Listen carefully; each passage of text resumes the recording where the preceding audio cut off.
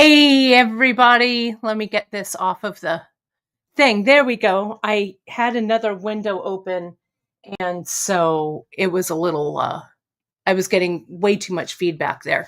How is everybody this morning? Let me put my earrings on. I took my walk. I had my coffee.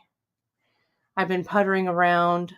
So sorry I'm a little late, but that's the huge. I was looking for some kind of lips to put on here. Let's see if I've got it. I've got this. I'll do this. How does that sound? Sounds good to me. All right, my friends, how are you today? Happy Saturday. It's also Skincare Saturday, so makeup free today. All part of Skincare Saturday. I hope everybody is doing well on this Saturday. My table is a mess, but I think we're going to have fun. I've got some things planned that I want to share with you. There we go. See, a little red lipstick fixes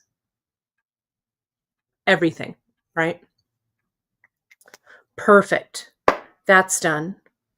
Let me blot, right? There we go. All right. I'm good to go. With a tube of good red lipstick, you can face just about anything. Gosh, so many of you are here already this morning. Thank you so, so much. If you saw this morning, if you read your newsletters, you saw that I dropped a whole bunch of cabochons that I'm going to show you. Right, and I'm going to show you how I'm going to work with them today. I've been, I don't know, I've kind of had some ideas in my head, so I don't know, we'll see how it goes, right?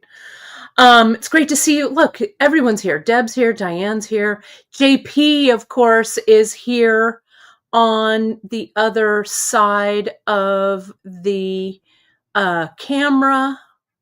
I love it.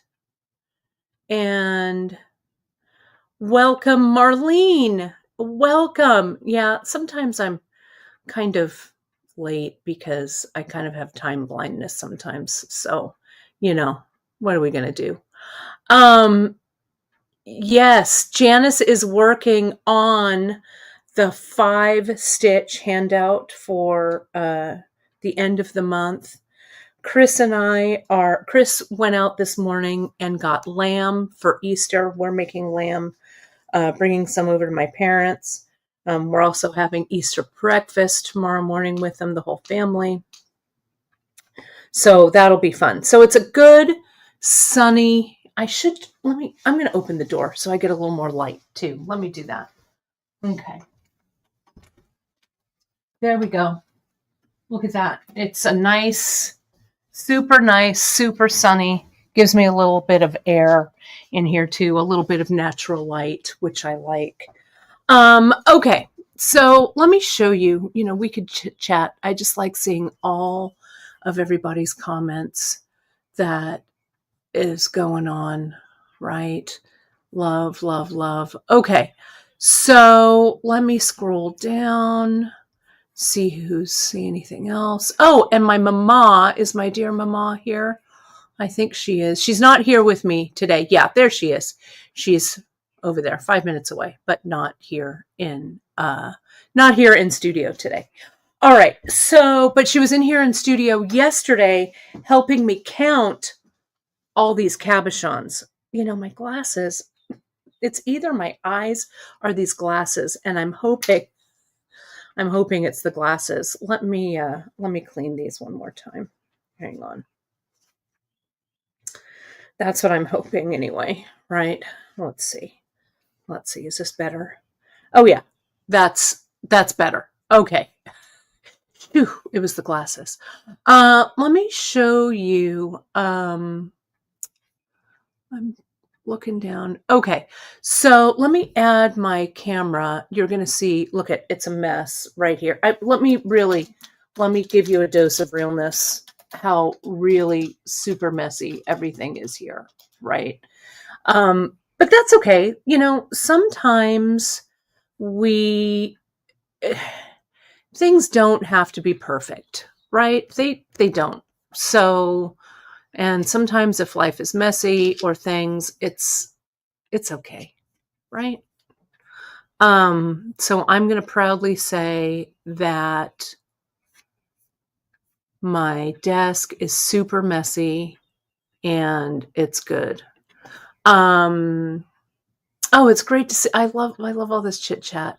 Oh, Robin, I'm glad you're here. I'm sorry that you're having a bad day, but we're going to turn that bad day into some distraction for you. Okay. I'm going to put up I just did a screenshot of all of the cabochons. So let me tell you a little bit about the cabochons that I'm going to show you. If you got your newsletter, you saw them on the newsletter. This is from yesterday's show, right? I haven't even cleaned up from yesterday. I haven't finished anything, nothing. So, but what are you going to do, right? I mean, I wear so many hats here, but yesterday it was not the finishing of the earring hat, but I'll get to it. Let me put all of this aside. I'm super excited about those earrings. I'm going to actually, let me put this over here because the last thing I want is for this to go all over the floor. Let me do that. I'm going to grab one of these pendants. I'm going to put that over there. Thankfully, my desk is still clean. That's a good thing. So I've been holding on to all of these cabochons for a while. As you know, or may not know, I taught metalsmithing. I still teach metalsmithing, right? I still do a lot of metalsmithing work. But I've done a lot of metalsmithing, and I had a bunch of cabochons that I would use for my classes for setting, like we'd make rings or set pendants, do all that kind of stuff. And they've really, since I don't travel and teach as much, well, at all, really, anymore, since the big shows and things have kind of gone by the wayside, I had a huge cabochon stash, right?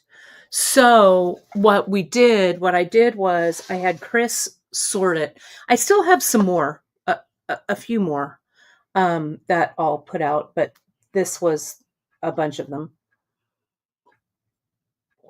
And I thought it would be perfect for bead embroidery, right? So, pardon me. So if you go over to the website, and let me put this screenshot up, you can see this is just some of the ones that I've put out. They're all in Bead Shop Studio. There's a link. There's a Bead Shop Studio link on the homepage. There's a link to the cabochons. It says they launched at 7 a.m. Pacific this morning. There's a link in your newsletter, so you'll find them. And you folks are loving them. So there are limited amounts, right? So when these are gone, they're gone. The way I used to buy these was when we'd go to Tucson, there was a particular vendor that I'd go for. Look at this silver leaf jasper one. Isn't that pretty? They're so nice. I love them so much. There was a particular vendor there that I used to buy my cabochons from. So he would come over from China and he had them all on cards, like a big booth of just all the cards. I actually didn't see him there. I wasn't there last year, but I didn't see him there the year before.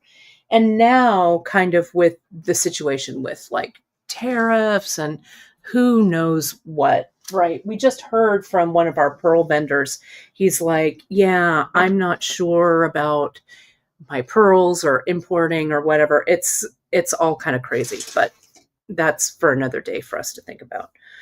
But these, so I don't know when I'm going to be able to find these again. As I say, I used to get them by the card, and my students would choose the different cabochons they wanted to use for their projects. It was super fun. And my mom, she came over, counted, measured them, and bagged them all yesterday. So I really owe her a big debt of gratitude. But there's some really fun ones. There's like these moss agate ones here, but they're all listed on the website in Bead Shop Studio. I had these Shiva shells And I love these shells. These are like the shell on the back, and then, or this is actually the domed side. And then the shell, this has a little bit of tape residue. Some of them have a little bit of tape on them because they were taped down to cards. If they do, you just need to wipe it off. I couldn't sit here and take off every little tape bit, but you could mount these this way. You can see the shell. Yeah, let me get kind of closer. Sorry about that. You don't need to see me. There they are. And let me zoom in here. Let me do that. Sorry, so the Shiva shell, I had looked it up. The Shiva shell is S-H-I-V-A. S-H-I-V-A shell. I had it bookmarked, but I don't know.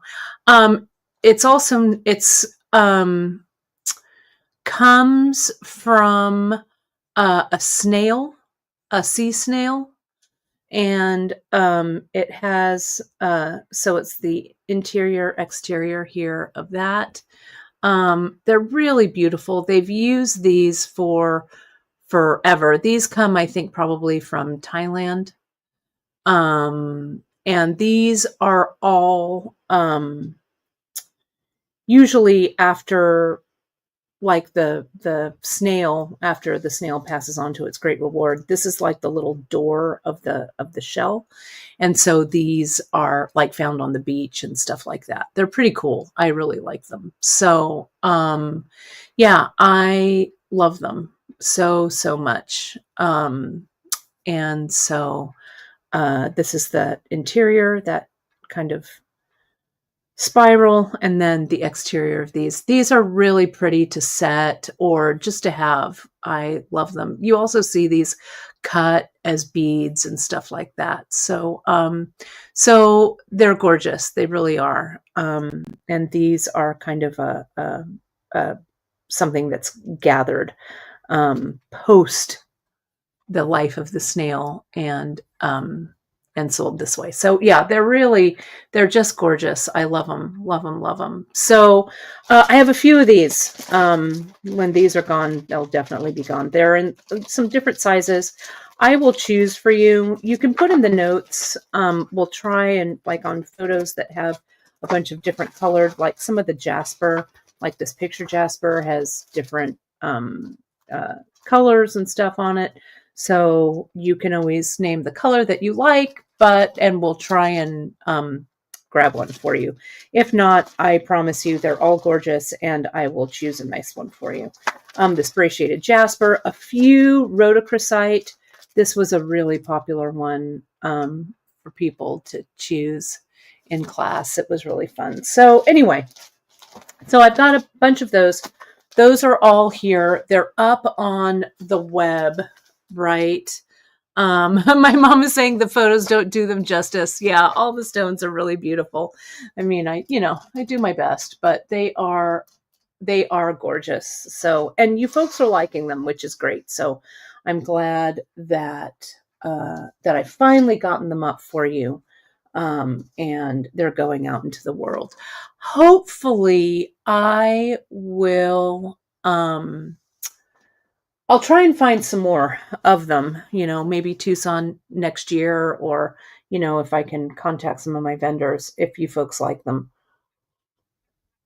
But again, everything is going up, right? And getting harder to find. So, but it's a good thing we have such great industry contacts for sure. Okay, let me show you what I've got here. I've got this piece. I brought a hairpin out to sew on the back of this. Hang on, you look at this. Let me see if I can find where I put it. It was a hair clip. Looks like a hair clip. I don't know. Maybe I'll run across it. Oh, there it is. I put it in the tray that I moved. So I think this butterfly thing that I've got here, I think I am going to make it into a hair clip. And I'm just repurposing something that I have. You probably have something that you can repurpose. But I think this would be kind of fun to do that. And then I want to show you how I'm going to use these cabochons. So we'll kind of tuck in and just do some creating here. This one you've seen, I was using some felt for it, right? Let me see if the needle is still attached to this. Let me see. Is it? No, I probably took it off. This is from the template that I drew for you folks. You can find it on the website, the butterfly template. And we've been stitching on this for a while. I want a sharps needle. Oh, there they are. Sorry, I'm kind of all over the place, as I said this morning, but that's okay. Sometimes you're just all over the place, and sometimes you're not. So, you know, what are you going to do? Oh, thanks, JP, for putting that link up to the cabochon. Thank you. Thank you for that. Yeah, they were fun. They were fun to do. I do have some vintage glass ones that I might put up from my stash. Those are always fun to work with. So, like we talked about, I filled all of this in with the Gatsby 2 mix, and I've outlined it here with the black. I have a whole bunch of the beads and stuff from the great bead extravaganza, bead embroidery that I was doing. So I think maybe, I don't know, we might use some of this stuff still. We've also got these bangles back in, right? So you can find those. Let me zoom out a little bit here. Yeah, let me see. Yeah, I know. Tara, I agree. I think that is exactly right. You know, you get super excited about creating and you get kind of like antsy about it, right? You're like, oh, I'm going to be doing this. And then, yeah, I get a little like forgetful, or not forgetful, but, you know, antsy or whatever. Look at all of this mix. I love having like all of my stuff in one big pile. This, I'm sure, makes some of you like super crazy. But what I'm going to do here is I like picking through a mix for my freeform beading. Let me get rid of these channel beads. Let me move those over there. I'm going to move that there. This one I have to finish. That was from the bead extravaganza. Let me move that over there. Let me move these little bezels and stuff. We just got some more of those in. They've been restocked. So that's so they're in. So if you needed to pick up a few more bezels or whatever, they are there. So here's my big bunch of stuff, right, from my bead embroidery. I get these little like to-go containers because I think they're kind of handy to have. I am going to get my little triangle right here. Let me get that. My little triangle. And I'm going to just mix these suckers up. This is exactly how I made the Gatsby mix. I kept putting things in my big mixing bin. I kept adding like an alchemist, right? Or a pharmacist, or a, you know, whatever, kind of making a potion. So I kind of like the way that this kind of comes out, right? The never-ending bead mix. So I'm going to put all of that in there. There we go. Now it's a little more contained. I like the looks of that, right? Here is the other one. Oh, the channel bead. Let me grab it. The channel bead, I think, is sitting over here. I'm already distracted enough, but you know, whatever. Let me see if I can find it. The channel bead, I need to put it I was putting it on chain, which is kind of fun to wear it on a piece of chain. But it is so delicious. There it is, right there. Right? I love it so much. I'm feeling like I want to do them, like I want to throw some more things in my mix, but I'm going to refrain. Oh, I do need, let me get my butterfly here. I was thinking about outlining it in another row of black, I think. But maybe I'll do blue, right? I've got the blue sitting right there. Let me see.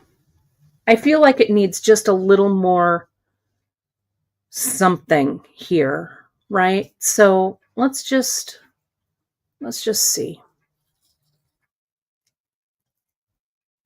There's the blue. This is that dyed slate I was using in the piece yesterday in those earrings. Let me zoom in a little tighter. Okay. So let's get, I want to get that out of the shot. There we go. That looks good. Okay. Here are my needles.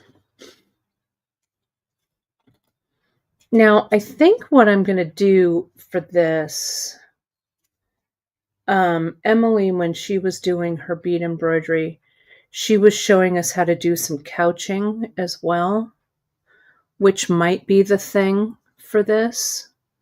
I don't know. Let's just see, because I want to kind of have a, something around it. Another edge. What I also want to do is I want to back this, right? Because I don't want to see this stitching. So this is what I'm going to do. I am going to get my scissors and I'm going to cut some of this extra away. And let me see if this is enough for backing. And I think it is. Yeah, it is. Good.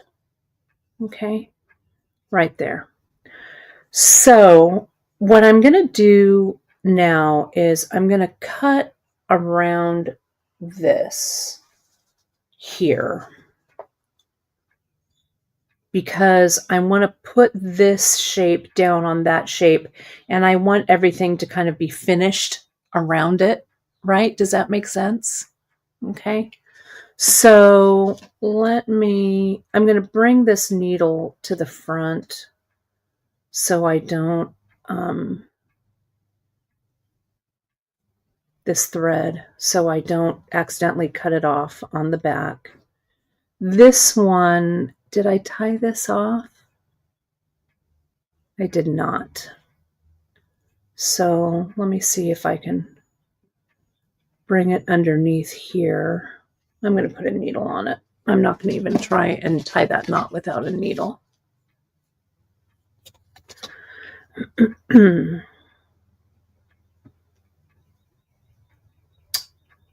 And I'm going to come in, I'm going to stitch this little end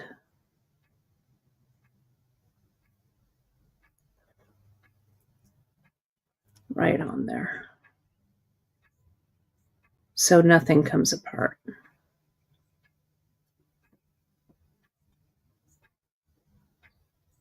Okay. There we go. Now, let's go ahead and clip. I'm going to kind of rough cut. Let me cut this. All right. So now I want to come in and I'm going to kind of cut around this, leaving a little bit of an edge.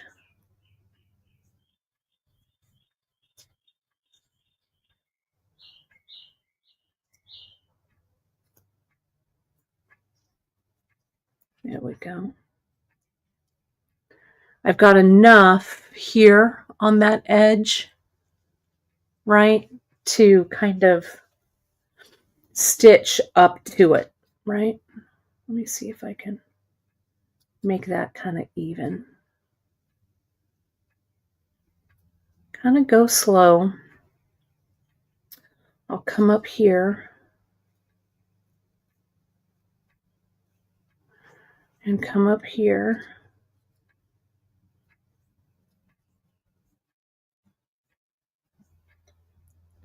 Almost.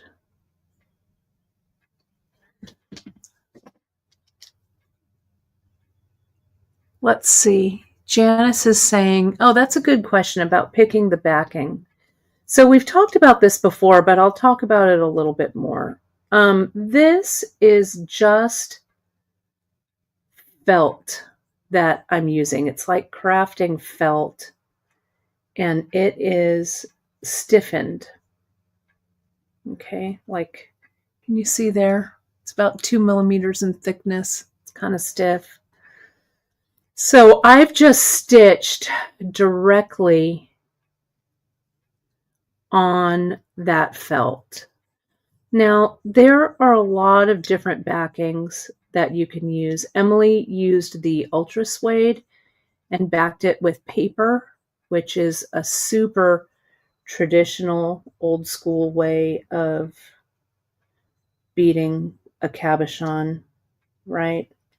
You can get felt. I even thought about using like some heavier interfacing. We've talked about interfacings before. The bangle that I've done, if you go back to the Gatsby bangle that I did,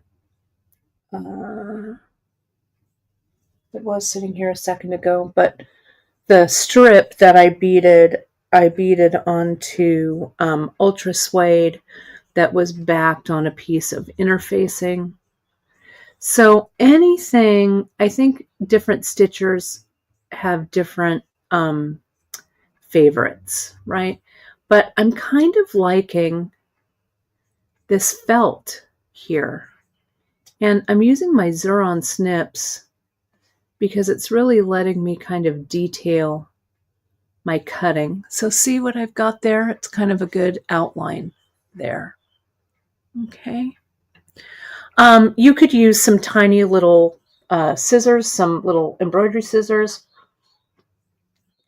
which I also have, but I used these Xurons the other day to cut around some fabric, and I kind of like it, especially since this is kind of heavy. You know how you use shears to cut metal, kind of short and sharp, so these are kind of working out for me too. And I have a lot of control with my hands with them. So let's do this. And I think, I don't know, I think I might still outline it in black. I don't know. 2 colors might be visually jarring. So I need to find my black seed beads, but I'll find those in a second. Let me finish this up. Okay, so let me come down here. I think what I'm going to do for this is I'm going to kind of outline them because I think I might need a couple of rows of beads, but I'll fill it up with beads. There. I'm going to make it a little offset. The antennae aren't symmetrical, so I'm not going to worry about cutting it symmetrically. In our Amazon storefront that we have for Bead Shop, I have this felt listed. It's a heavier, I think it's 2 millimeter, and it's stiffened. There we go. There's that little antenna, right? No, I'm not wearing the bangle. I don't know what happened to it. It was sitting here a second ago. I don't know. Who knows? I've got the plain ones. It literally was right here. I don't know. Doesn't matter. I'll put my eye on it in a second, I'm sure. Yeah, sorry I'm a little scattered this morning. You know how it is. I mean, I thought I was on point, but I guess I've got one too many things in my brain. But that's okay. There we go. This is always calming and restorative, right? Which is good. I hope everybody's having a good Saturday, getting some stuff ready for spring holidays, and I know there's a lot going on today, so kind of a fun day.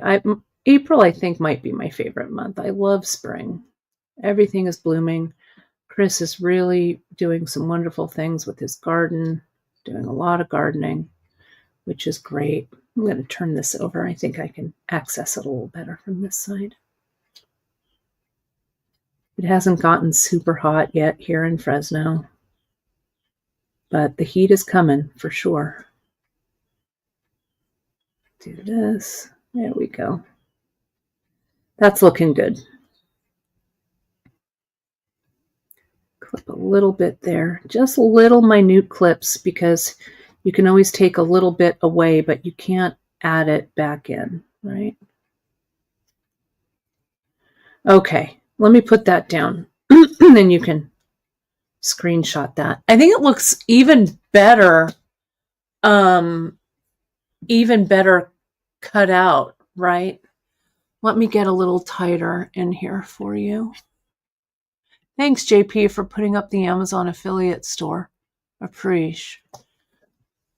There you go. That's looking good. Okay, let me stand up. Let me find the black seed beads. Okay, I think they're over here on a project tray. Let's see, those are delicas. I want something round. Here they are. It's a good thing about using kind of a limited color palette that I have all of my beads here. That's really bizarre. It's like that bangle got up and walked away. It was literally sitting right here. Isn't that weird how you can't see? You've got object blindness, right? Oh, see? Here it is. Bam. There it is. It's right there. I'll put it on. Okay. There we go. All right. So now what I'm going to do here is I think I'm going to outline this. I don't know. Can you tell I'm making this up as I'm going along? Let me pardon my reach here. I'm going to get a skinny pen and I'm going to outline. Is this going to draw on that? It's drawing okay. The pen might be a little too scratchy. Let me get one that's not quite as thin.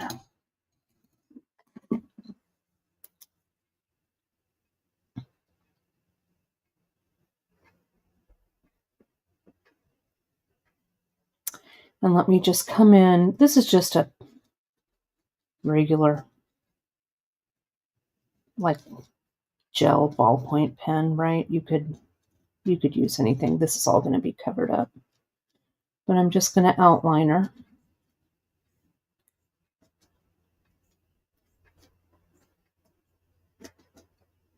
Right there. And go over here.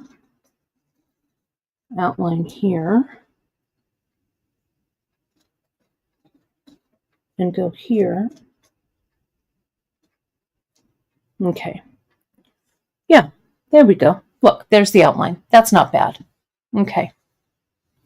So let me cut this out. And then what I think I'm going to do is I'm going to glue this together, I think. Though I might want to finish, I probably should have beaded this before I cut it out, but it's done. So I think I'm going to glue it next. So let me get my scissors. It's a lot easier to cut out when it's not beaded, right?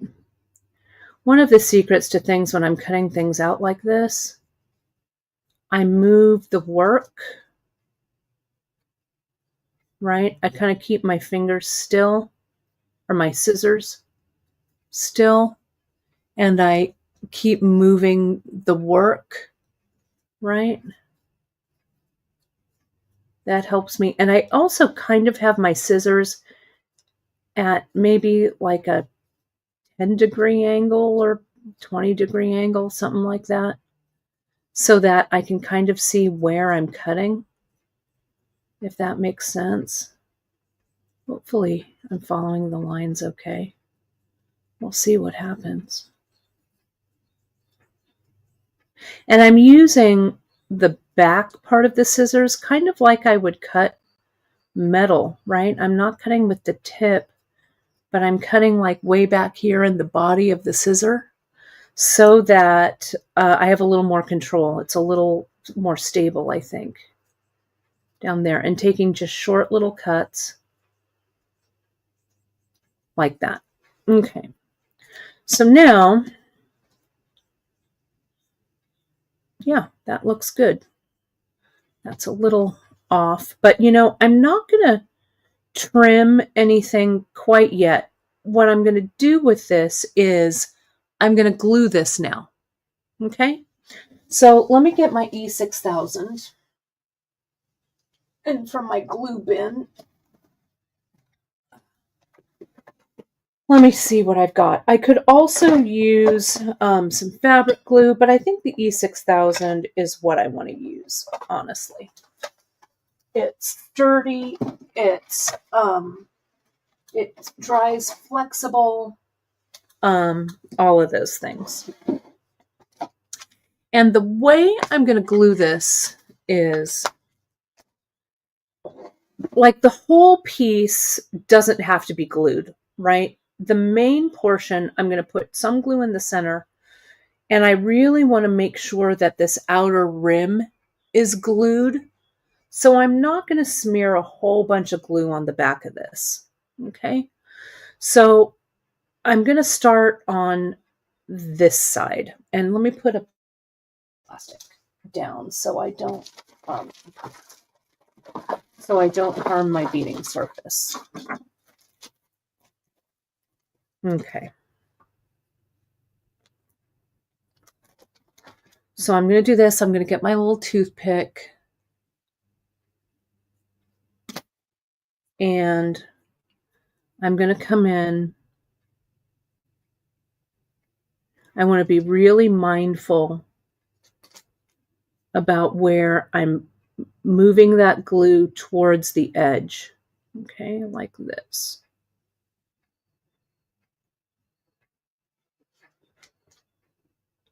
And we're not gonna worry. We're just gonna come in, lay that glue down, kind of keep it towards the edge.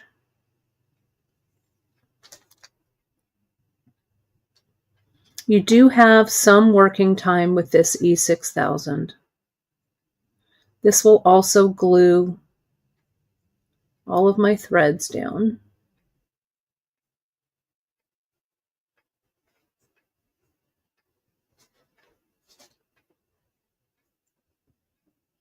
I think these little glue sticks or whatever, I think those are somewhere in our Amazon store too.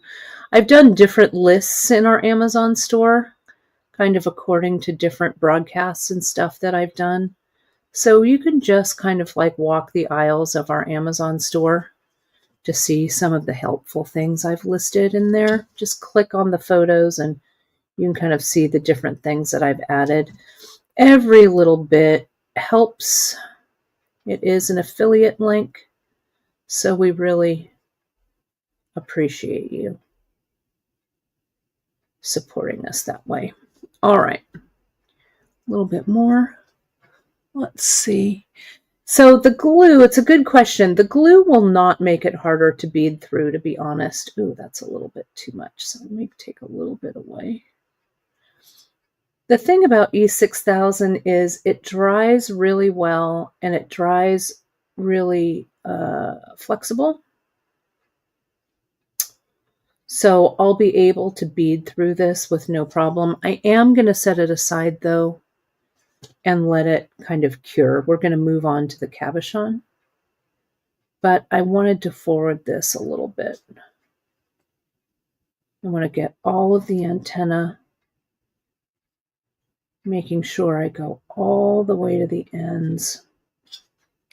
And now let's get that section over there. Thin layer.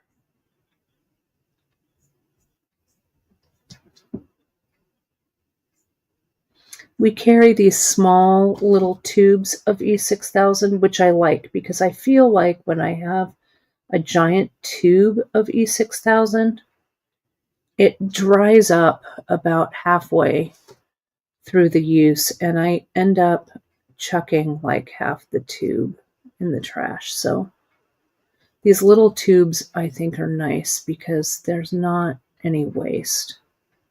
So here we go. I'm going all the way to the edges. All the way to the edges there. Not worrying about that center. Let me put the lid back on. Let me get the back of my piece. Line it up. Turn it over. And push it down. Now, I'll come in with my little tiny scissors later and give this one more trim. I can also see I need a little bit more glue there. So let's just detail that glue out.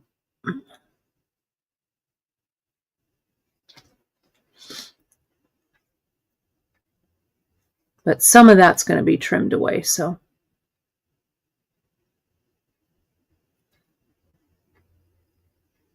Just a little bit more. There we go. Let's check that. That looks good. Maybe just a touch. Though I am, when I stitch this, what I think I'm going to do is I'm going to do an edging stitch, and I might do an edging stitch like over the side, right? Like that. And the glue, it remains workable for a while. I would say at least, I don't know, maybe 10 minutes or so, right? As long as it's still tacky and kind of holds down, I think you're good to go. Because this, see, I can still like kind of peel it back. See that there? So, but it's really bonding.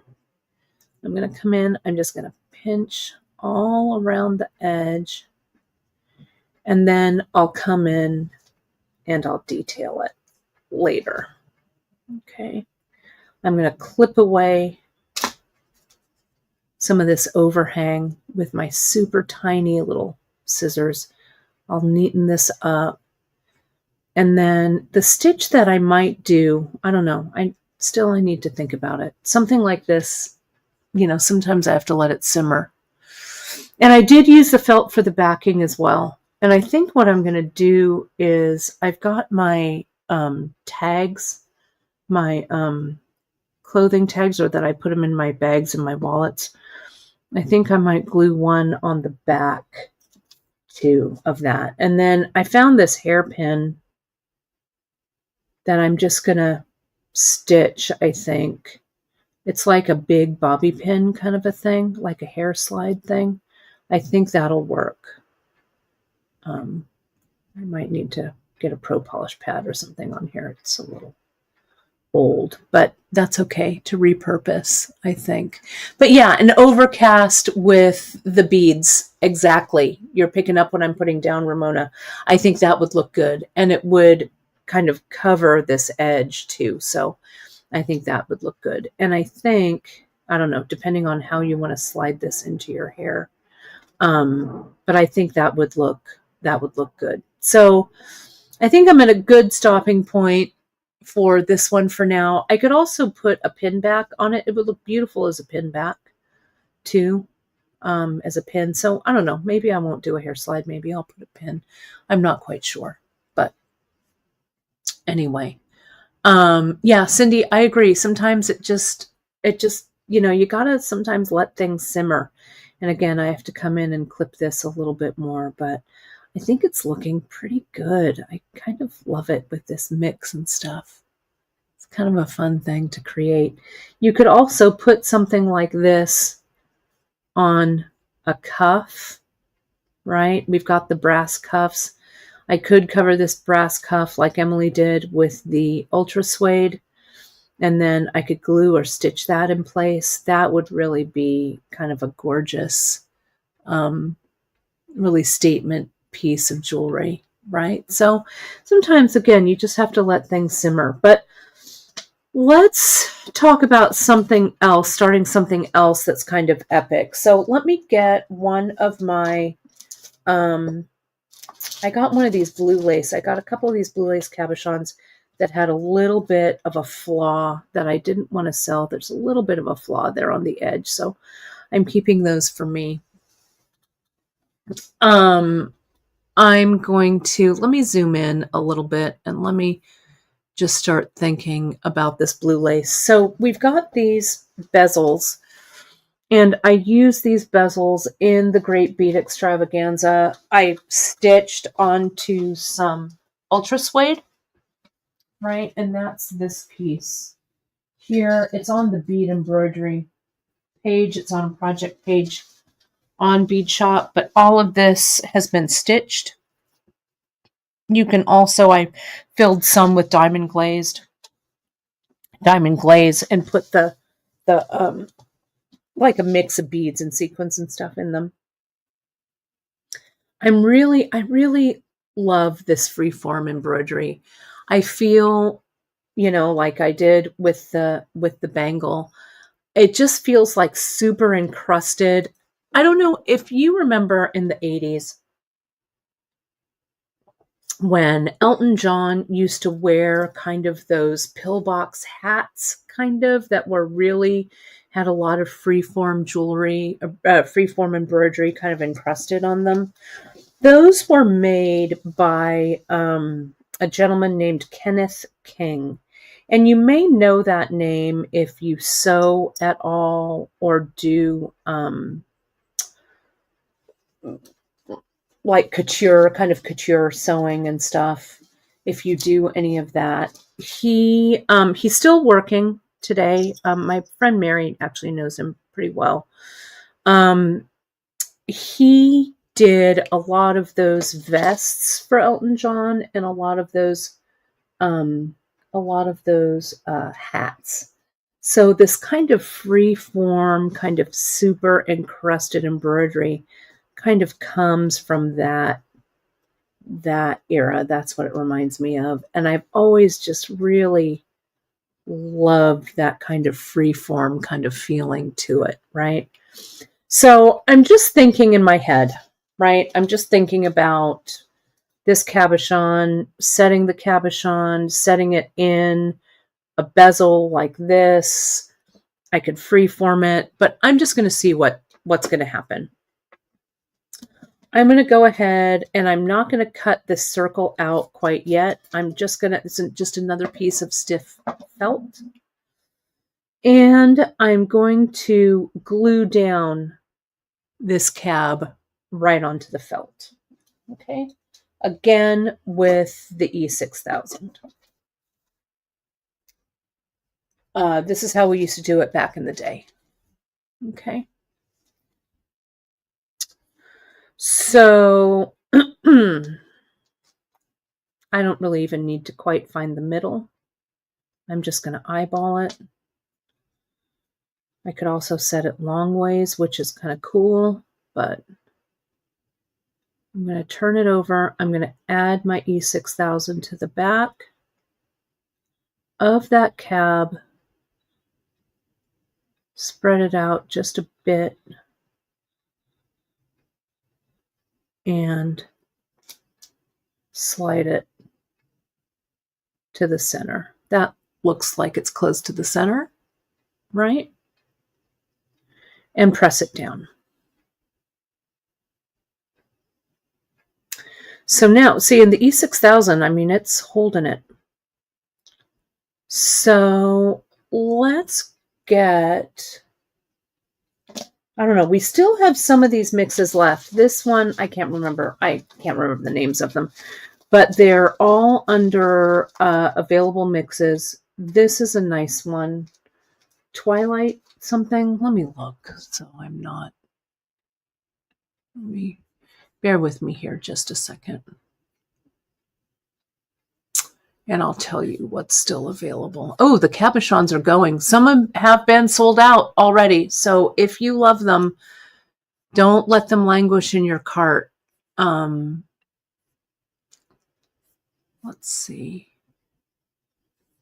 These mixes, I will tell you, this one that I'm holding in my hand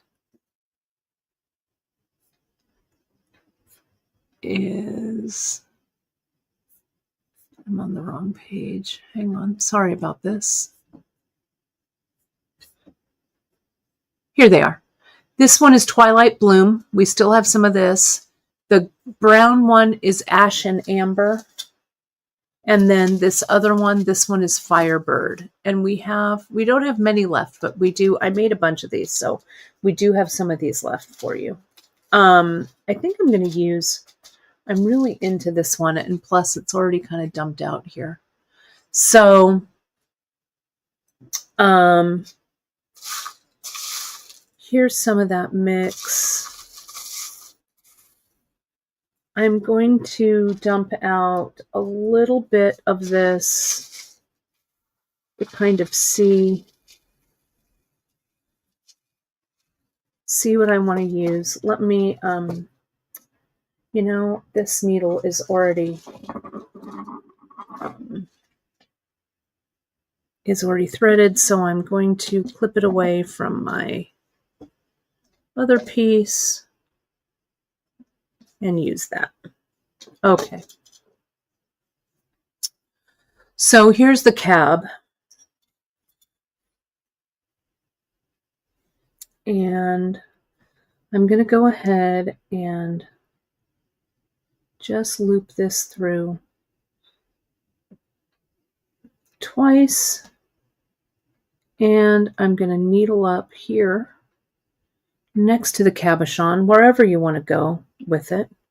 I'm going to needle down just to lock in that stitch and needle up.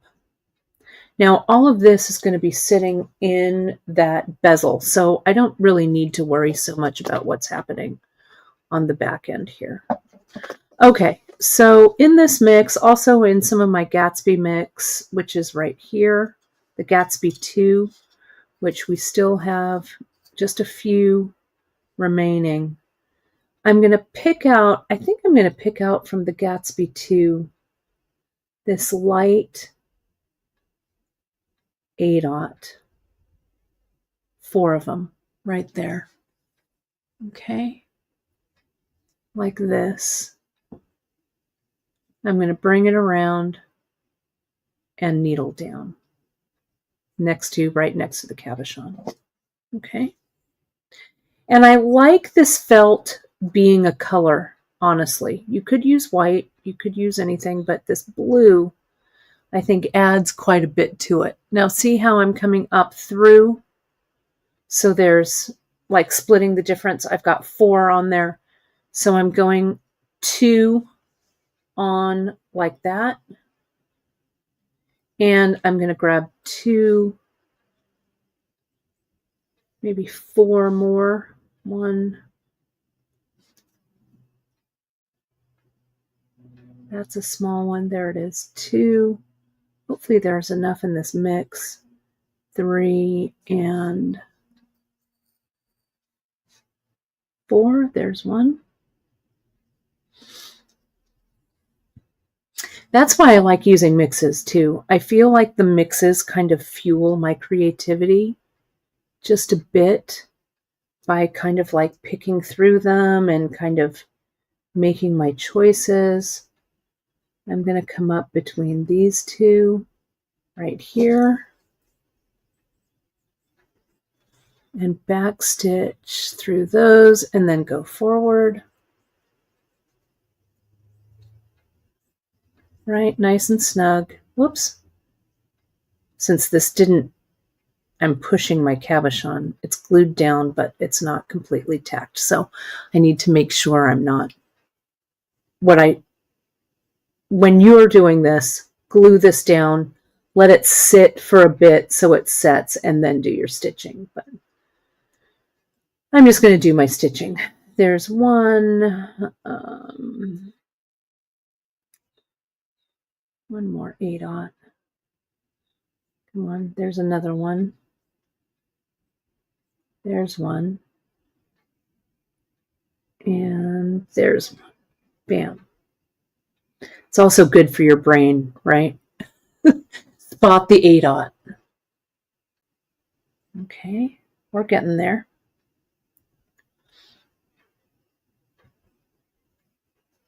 Needle down.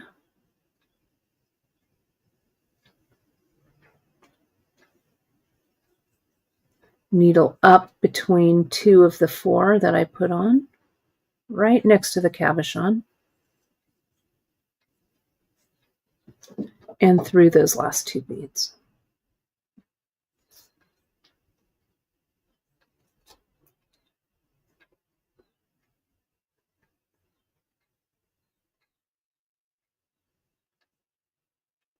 Okay, so this is what we're getting so far.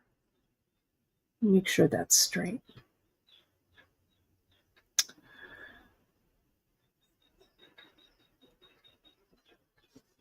Let me. How's my 8/0 stitch?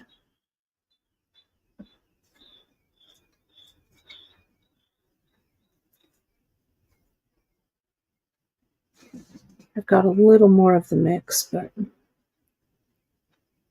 those are all drops, drops, drops. Time to get out more mix. I think there's one more. Good thing I opened so many of these, right?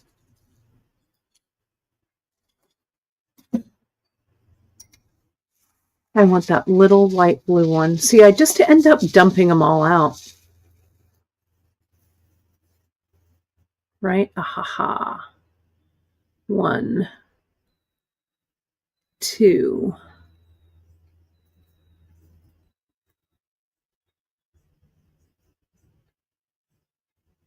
2, 3. No.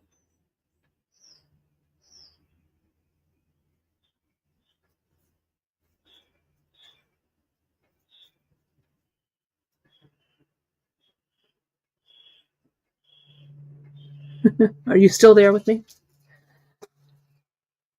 There's that. Put these 2 on. I'm going to grab one more. Hold, please. Let me put that. That's good time for a screenshot.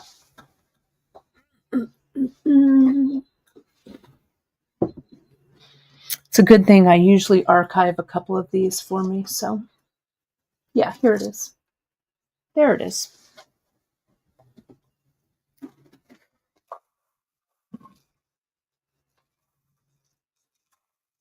I don't know what it is. I think that you folks are loving these as much as I am, and I hope you're having fun with them. Don't hoard them, right? I want you to use them, and I want to see what you make with these mixes. This one, as I said, is the Gatsby 2. I would always, with these mixes, I would pick up 2. Because the way that we do these is we mix them, it's totally random. And we keep stirring it, filling the tubes or the bags. But each mix is so different. And they're just a fun, like, creativity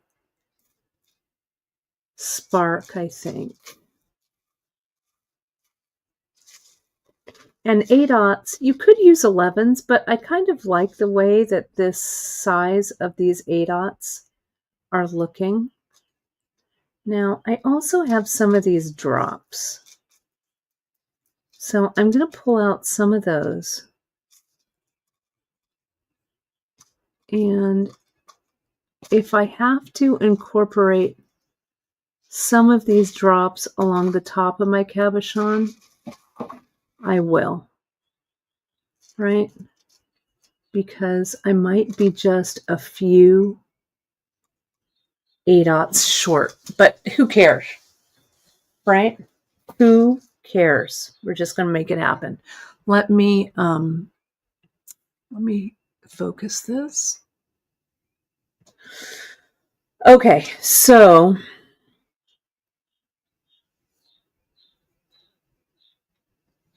that's one, that's one, that's one.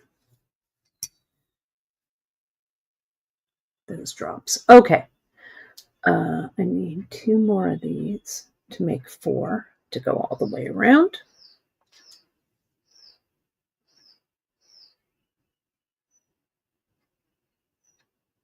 It's also given this cabochon a little time to tack down.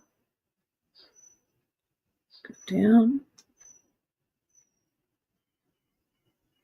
And as long as we make everything symmetrical and kind of intentional looking, then it doesn't really matter, right? Here we go. I also have some of these. Let me think. I want to make this symmetrical here, so it looks like I just need 2 more of those 8/0 on that side. Those elusive 8/0. Okay. Does that look even? That looks even enough, right? So let me think about this.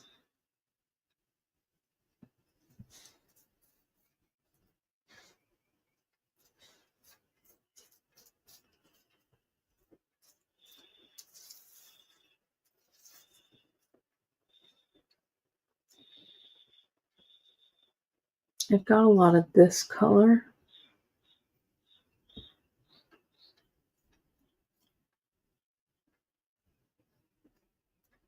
I mean, I could just walk over and get a tube, but, you know, I think it's more fun kind of creating on the fly with this.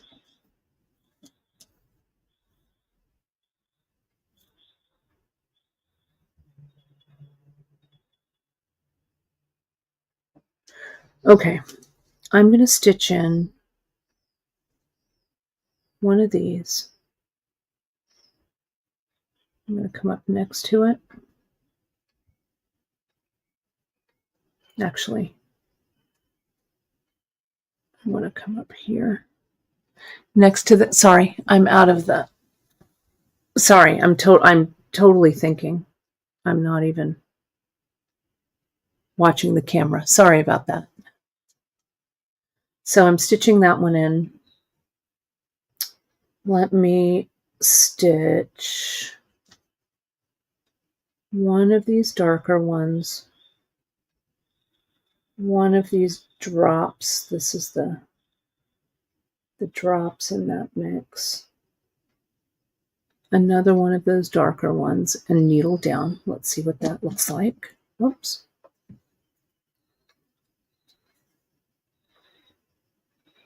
Yeah, I like the look of that.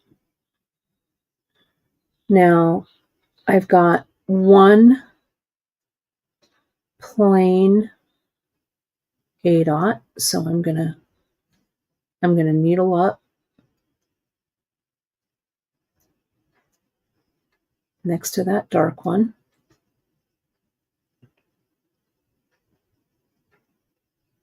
Yeah, you could definitely peyote stitch around these, right? This could turn into peyote stitch. I don't know.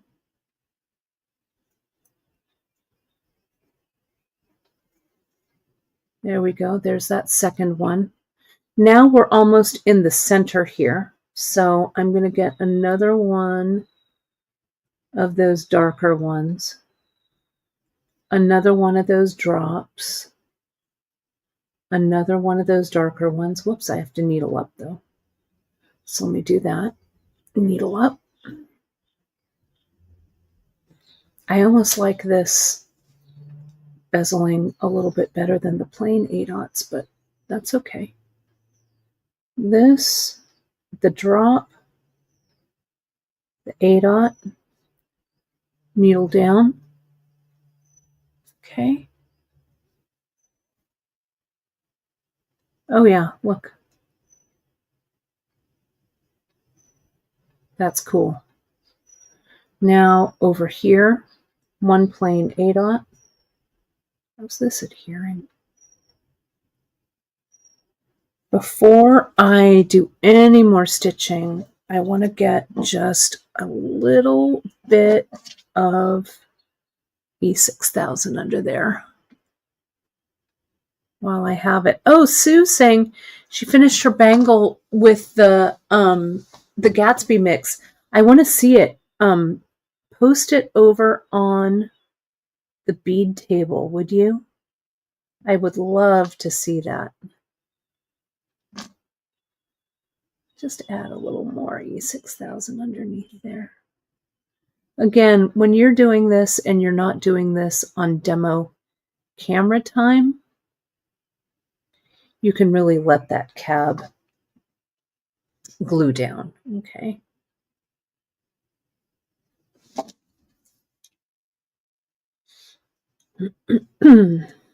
I love the look of this little motif right here. Go through. Go through that one. One more 8/0. One more that size. One more drop. Oops, not that 11. One of those. Let's see. You kind of have to judge the distance a little bit. But look, yeah, I think that worked out okay. And now I'm just going to come back in and stitch this down. The good thing also, one of the things that I've been doing with Emily's technique of couching, see how I'm coming up? That's sitting up just a little bit. So I'm going to come in and I'm going to lock it down with a couching stitch.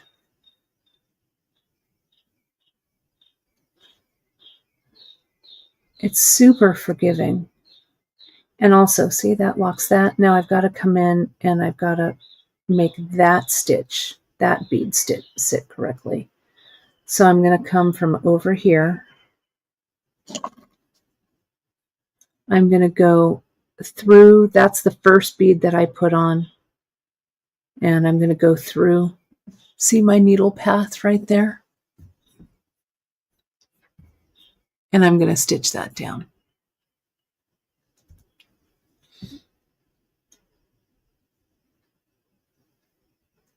And now needle down. Because if it doesn't feel quite as secure as you want it to, see, but now everything is sitting kind of nicely. I kind of like that look of this, right? Now I think what I want to do is I'm going to replicate this with the drops. I'm going to go down here. And you can see this isn't perfectly centered, but I'm not going to really worry about it.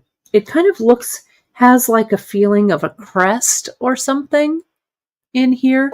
So the couching stitch, thank you, Barbara, for asking. Let me show you. I'm going to come down here to the center, okay? And I'm going to kind of repeat this little motif. And let me, where's my little drawing, my little piece of paper drawing here. Just need my little notepad. Here we go. So if I'm couching, this is the side view, okay?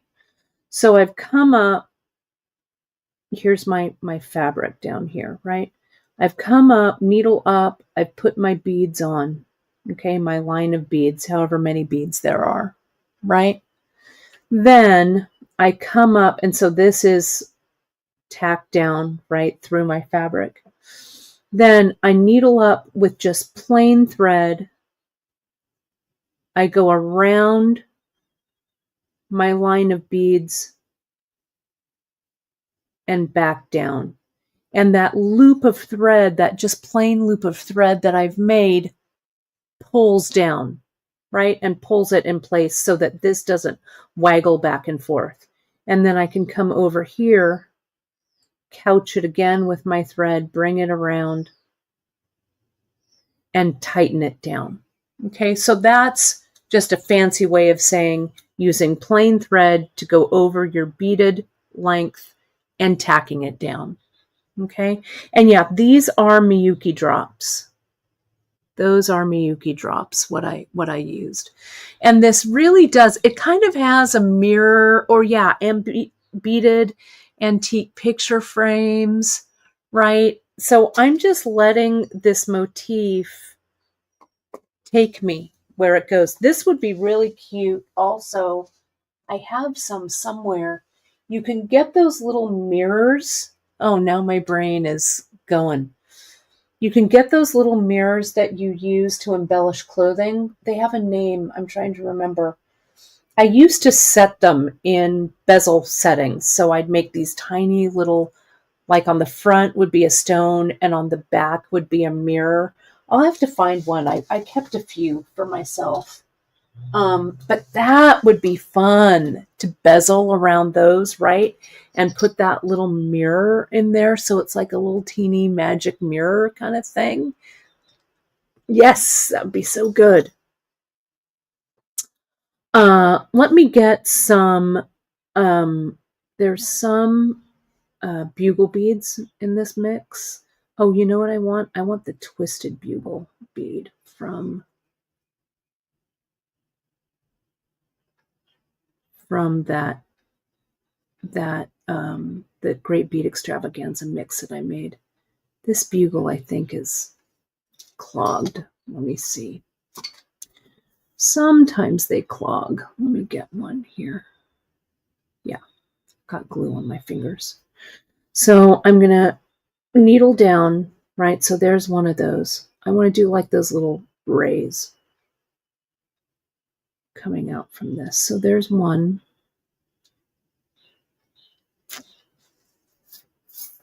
Now,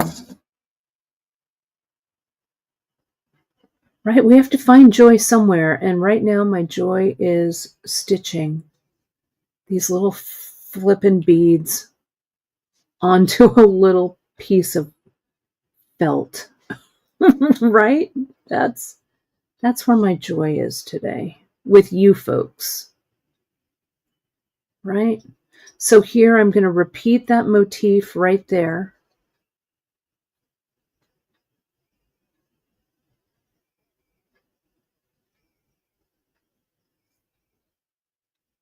I'm going to needle down. And I'm going to build it symmetrically from side to side. I'll put this one in. So one of these, I hope I'm still on the shot, sorry. This and this one and this one. And let's just build it symmetrically on this side. Okay. Oh, thanks, you guys. I'm glad these lives bring you joy. I mean, I don't know. Half the time I feel like I don't know what I'm doing. I mean, on these Saturday stitch-ins, I haven't planned anything out. I'm just kind of catch as catch can.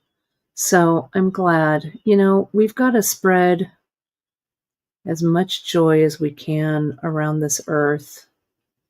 You know, it's so funny. I'm going to get a little philosophical here, but you know, thinking about spring and renewal, and you know, we've got some family coming in a couple weeks. We're going to spend some fun time together. My dad's birthday's coming up and stuff, and you know, you just think about how time has passed, you know, and how things kind of, I don't know, maybe used to be different a little bit. You know, the world, I know it's cliche to always say that the world is kind of a different place, but it is kind of, right? Things are different now.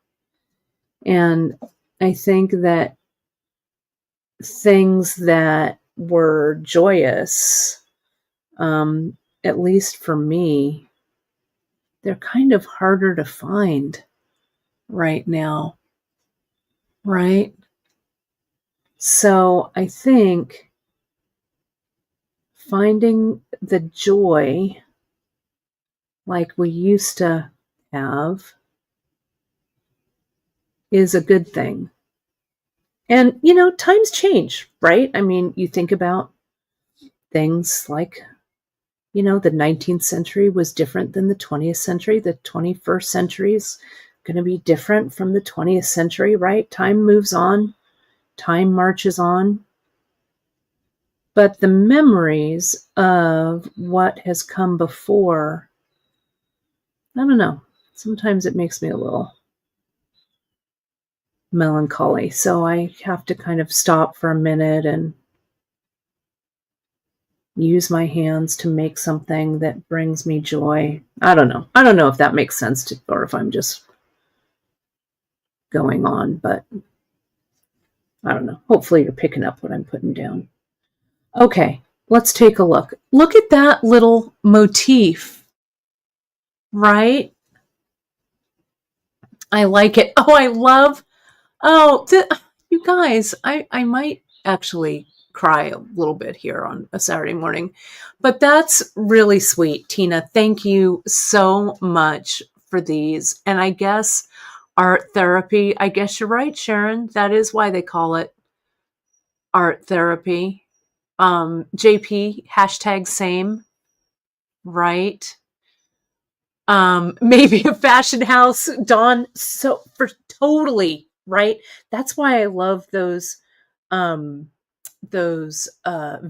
of like Dior and beading, right? The couture beading, right?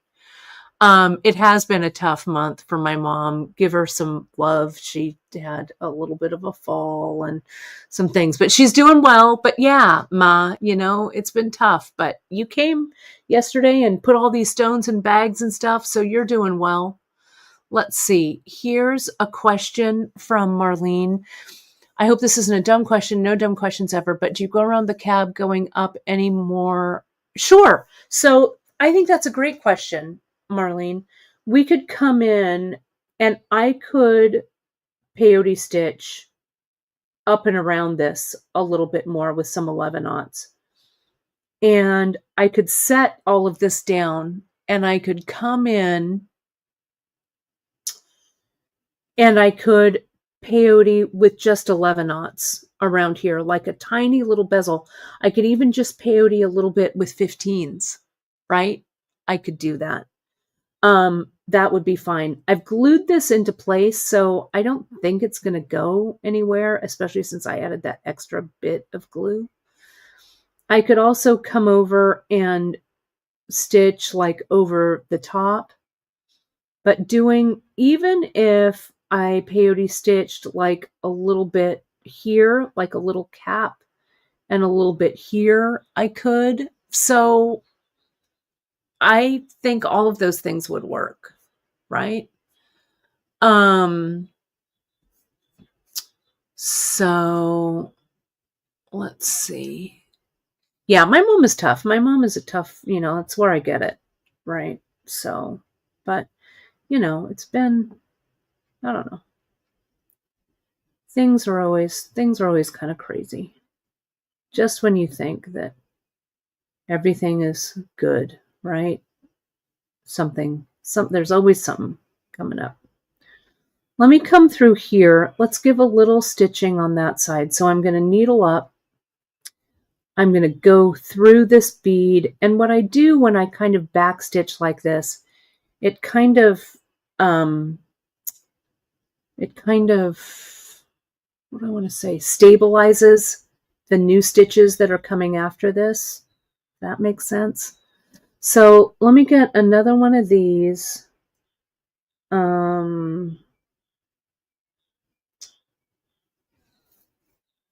What beads do I want? There are some pearls. The pearls might be a little bit big. I don't know. Maybe I want to put one of these. These are those rhinestones that I got from the Great Bead Extravaganza mixes. Come on, go in there. Maybe. Okay.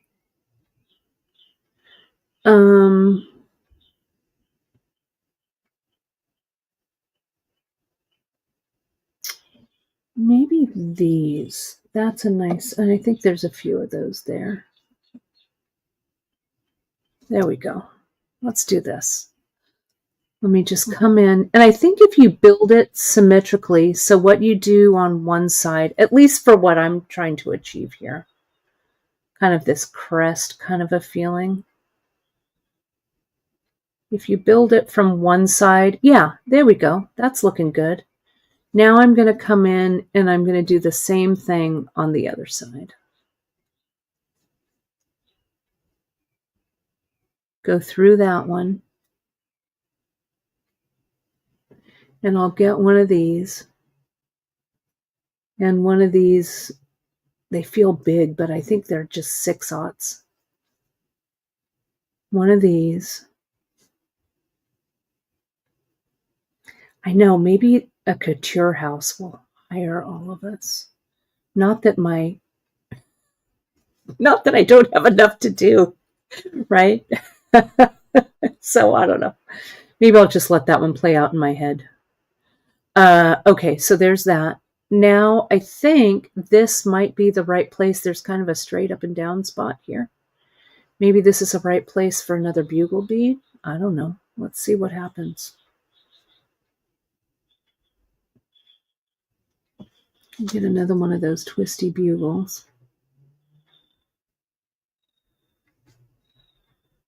Let's put this down.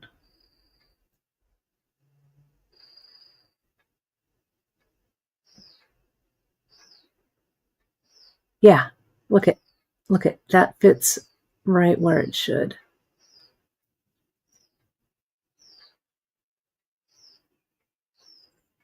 Yes. Look at that. It looks kind of like a Victorian crest, doesn't it? Kind of. So I'm going to come over here. I'm going to do it symmetrically. What happened to that side, I'm going to make happen to this side over here.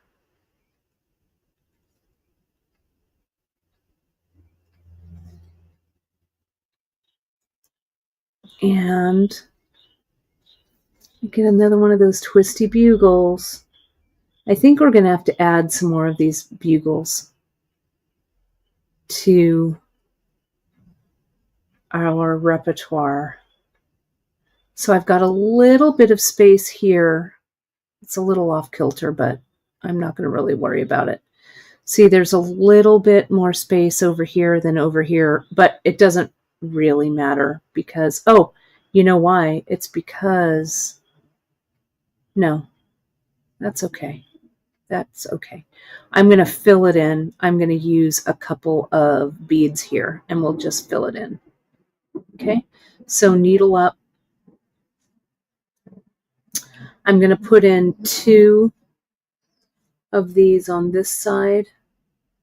And like you could draw a grid, right? You could make this completely 100% symmetrical, right? But I'm not so into that right now. I'm going to stitch those in, lock those in, and then I'll go to the other side.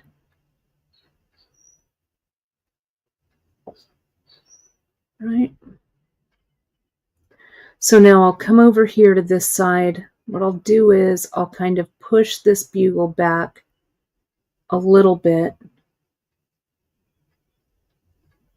I actually will, to move it back down, I'm going to put my needle.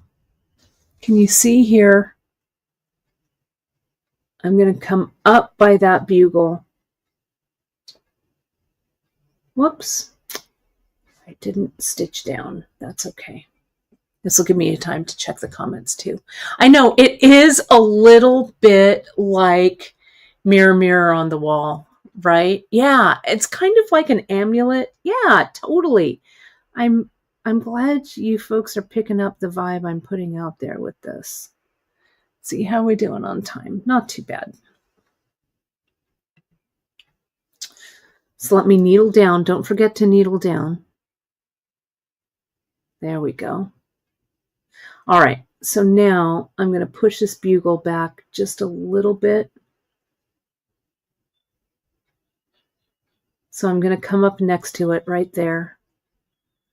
I'm going to go through the hole in the bugle, through, back through, down there, and that will kind of pull all this back, and it'll kind of make about the same space there that it is over here on this side.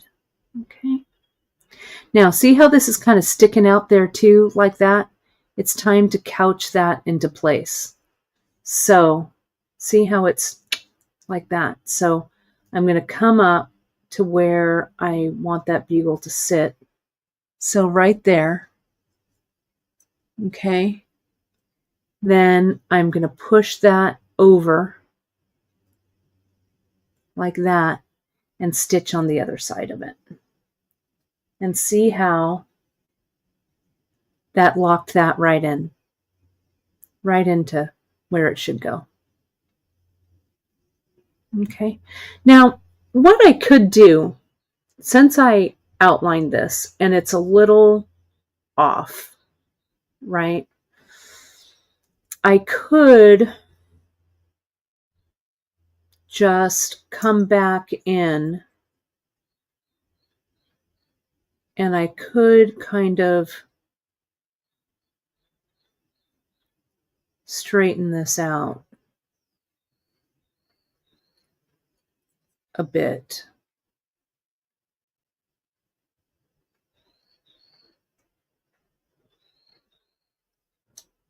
Let me just draw where the center of that's going to be. Make myself some registration marks here.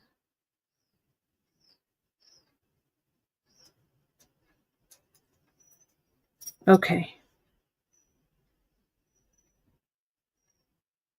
Right? Because there's no, there's no reason to worry about that too much, right? Because I can always make this kind of turn. So now I've got to get back up here. I've got to put those 2 beads over there. So where's my thread coming out of? I couched that. So let me,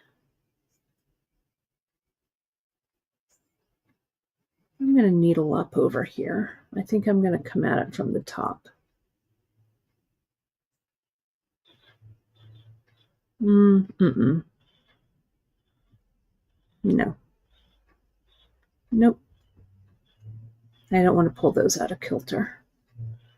I'm going to needle down or needle up from down here by the bugle, stitch through, and then put those two on. That's what I'm going to do. 1 and 2, and it looks like they go about right here. Yeah. Okay. So now I guess I just keep filling in, right?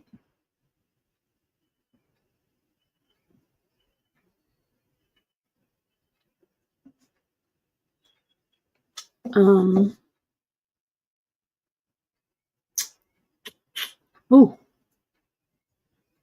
I was going to do those sequins, right? So let me just get a few beads. Maybe that one.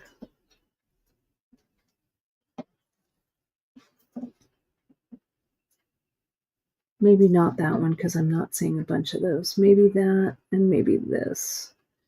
There we go. And where did that rhinestone go? I had those rhinestones here. Here's 1. Here's 2. Here's 3. Okay.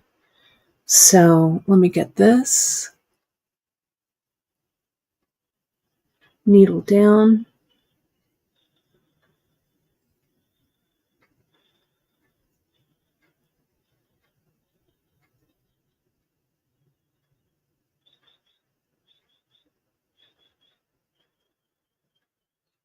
I'm going to go through those 2 one more time.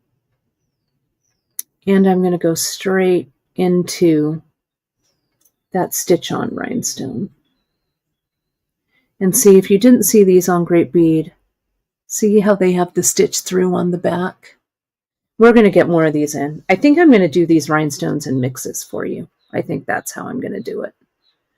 Because I love them.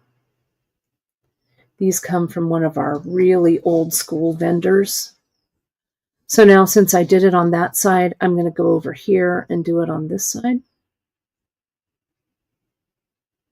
I'm just mirroring back and forth, right? So I need those 2 blue ones. There's 1.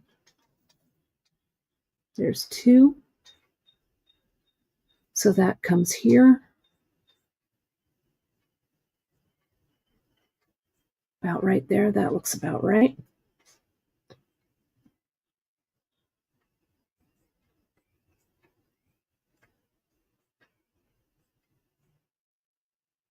And I went through these twice, I think. So needle up again back here. Whoops.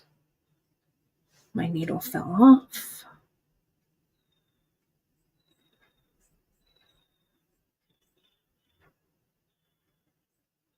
There we go. Oh, my leg's asleep. I have to stand up. Oh, make sure you move around. That was a mistake not to stand. Okay. There we go.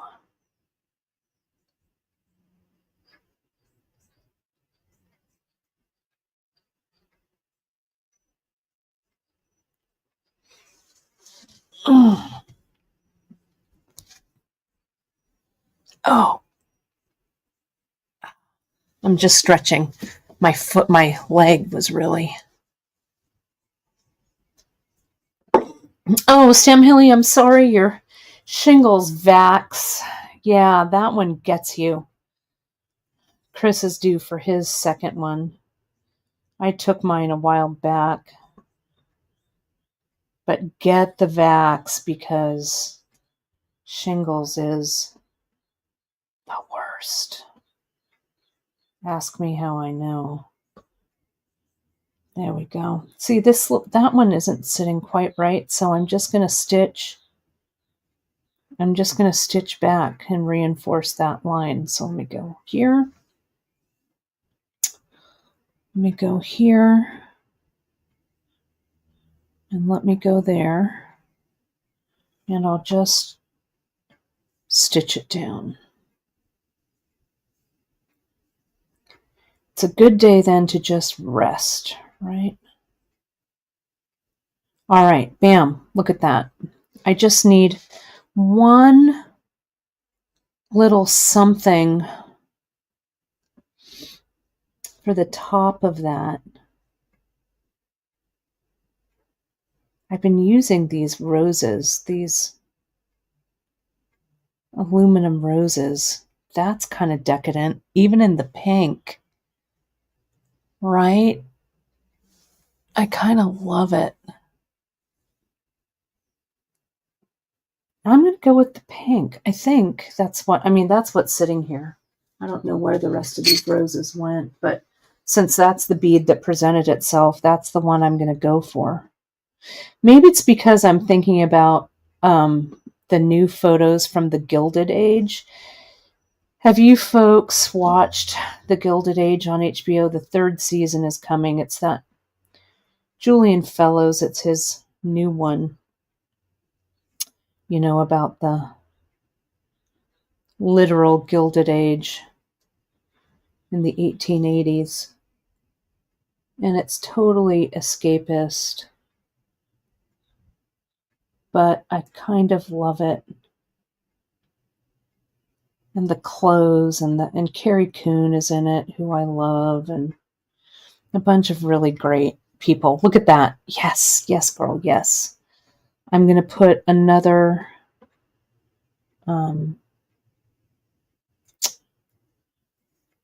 bugle bead on the side.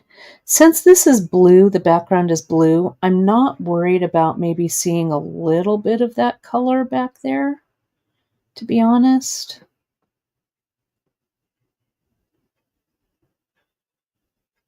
Let me stitch it right there.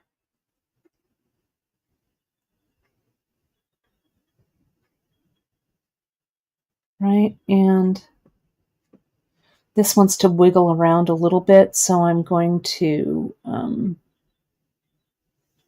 stitch it down again. If it feels like it's moving, just reinforce it.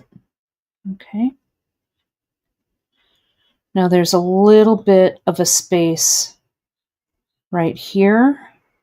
I feel like it would benefit from another one of these drops. So that's what I'm going to put right there. And it does. Look at that. I'm going to stitch through that drop one more time. And then I'm going to go to the other side. Oh, you know, I've got a little bit of space right there. Let me fill it. And then this quadrant, I think, will be finished. What looks good?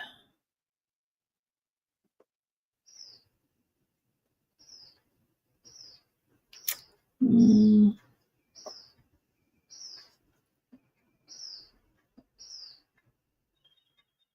I'll do 2 more of these blue ones just because the background, it'll kind of fade in there.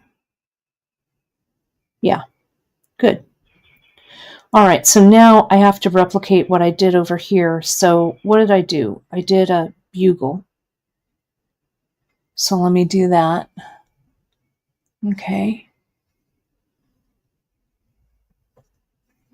And just, you know what? Give yourself permission. I had no clue what was going to happen with this cab, right? Earlier, right? No idea. So just start, right?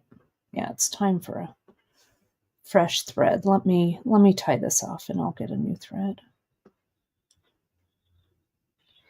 And these are so tiny, right? They're such little pieces of frivolity that we're not, we're not investing hours and hours into this piece. There we go. I'm going to come in and I'm going to come in the back and I'm going to knot this off and then we'll start a new thread. I'm just using gray. KO. Feels like that's right for me. Okay. And now this. It's going to go this way. Yeah, it's very frivolous. It's very like Rue de la Paix, very 1885 tiny hat, right? I don't know. It's evoking kind of all of those things for me, which I'm okay with. Okay. Let me just...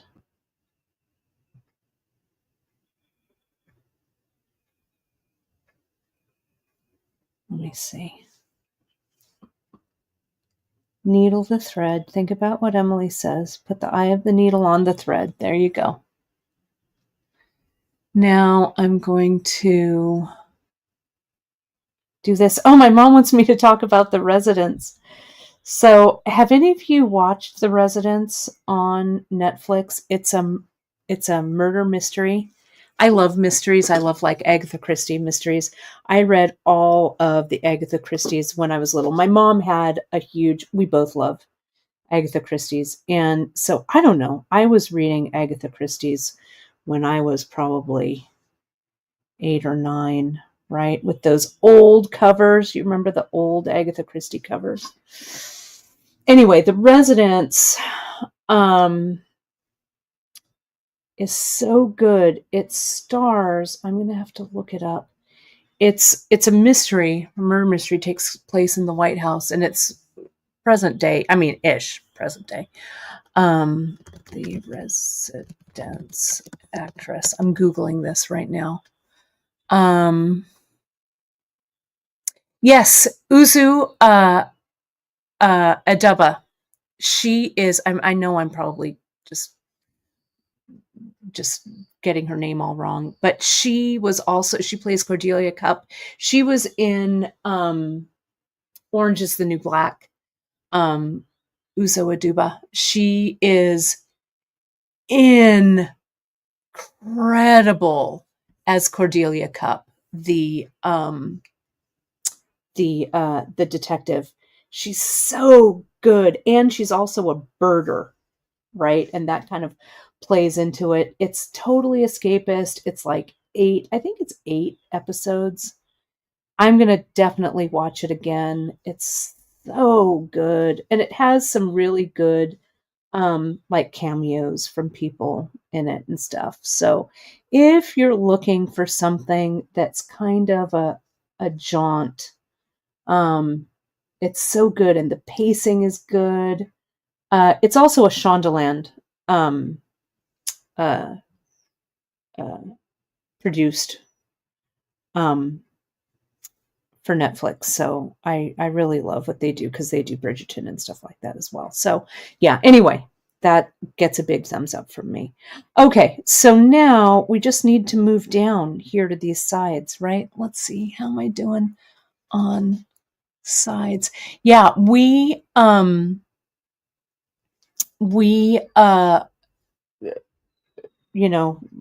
it out in small bursts. We could only watch one a night. I wanted to binge it real bad, but it's just so good. I hope Cordelia Cup comes back for another season of something. She's just so good. I hope. I don't know if it would be what awards apply to Netflix, if it's a movie or if it's an Emmy. But gosh, she's so good. Let me put 3 more of kind of these dark ones there. I'll go and do the same on this side. I'm going to reinforce these. So, so good. We also are watching, we just started it, Your Friends and Neighbors with John Hamm, his new one on Apple TV. Gosh, I love John Hamm. It's good. We just watched the first episode, so far so good. Let me come in here. I'm going to come down from this bugle and see, you can kind of come back in and reinforce and come back in and reinforce, right? Oh, The Residence is on Netflix right now.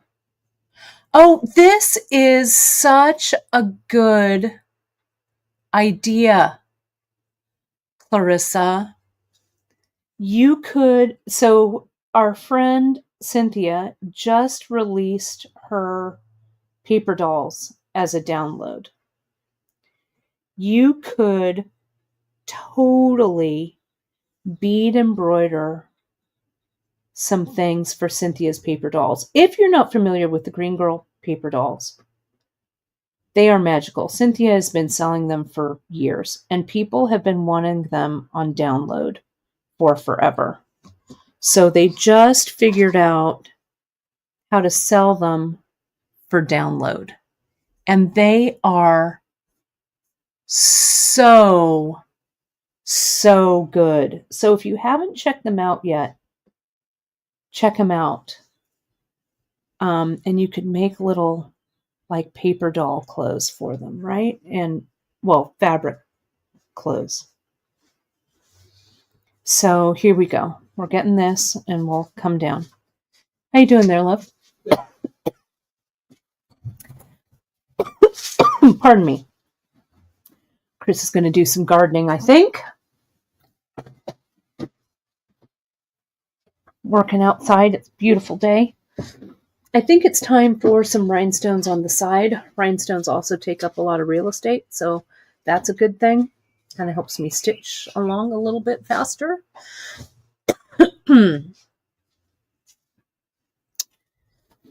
So let's see here. Someone's squawking at you out there, huh? Yeah. I think it's the mockingbird still this morning.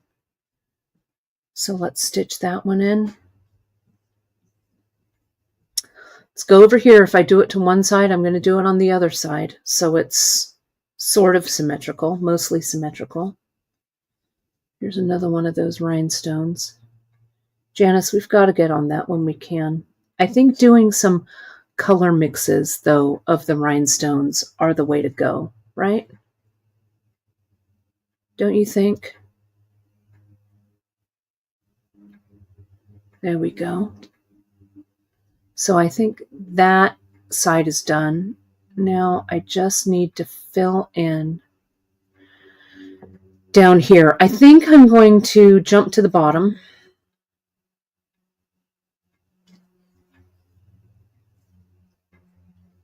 You could print those dolls on fabric. You know, there's this thing when my mom and I were doing quilts, sometimes with quilt tags. We also did like this family quilt for our friends who have a cabin in Montera. We did that family quilt and we put we transferred family photos onto muslin and then utilized those in the quilt squares. It was really cool. We did that. That was kind of a fun group project. It was a lot of fun. You could do that same thing with the dolls, I think. That would look great. Print them out on fabric. My mom and I used to, this was way back in the day, we used to belong to this doll, like soft doll guild, I guess it was. Like in the mid-90s, doll making really had a heyday. And it wasn't like porcelain dolls. These were like art dolls. And in the Palo Alto bead shop, there was this woman, and I'm trying to remember, her name is escaping me, but I have one of her dolls. And there's a thing in the Bay Area. It was called Doll University, and it happened every other year. And we would go. And this was literally like 94, 95, right? And I have a doll pattern. I had a doll pattern out on the market. Actually, someone in my Fiber Arts Guild saw an ad for it in one of the magazines. I'll have to show it to you. The magazine was from like 95, and she came up to me and she goes, "Is this you?" And I went, "Yeah, that's me, all right." So it was kind of funny. But what was my point? My point was that Doll U was really fun, and some of the cloth dolls that people made were just incredible. And I made a bunch. My mom made a bunch. Gosh, I'm trying to remember that woman's name. She did like this technique. It was kind of like this German needle sculpting technique. And she did all of like these goddess dolls. She did like a Pele doll. Janice, do you remember her at all? I still have one of her dolls that I got from her. And I taught that doll class. I think at Bead Shop, I taught a doll class, my soft doll class workshop. I'll have to pull those dolls out sometime. That was really fun. There's a little, I'll stitch that down. One of my pieces of thread got kind of wrapped around. That's why this rose was sitting kind of funny, but I fixed it. Yeah, the ones, yes, nylon stockings. She used like this nylon, and she did kind of these really interesting, like African dolls and like the goddess Pele doll. And she would get her beads from our store. It was really cool. She lived in Palo Alto. That was fun. Those were super creative, fun times. Yeah, we do a lot of doll making adventures. It's almost done.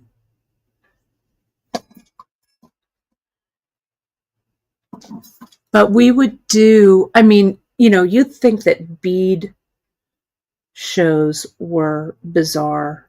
Not bizarre, but, a niche, I guess is what I meant to say. Like a niche market. Doll makers, full on niche. It was fun, though. It was really interesting. Cloth dolls, kind of the same, like you kind of sculpt them, sort of, I mean, there's lots of different ways to make cloth dolls, but that one went from there. I think I need to needle over just a little bit, so I'm going to needle down over here, and I'm going to needle up right there.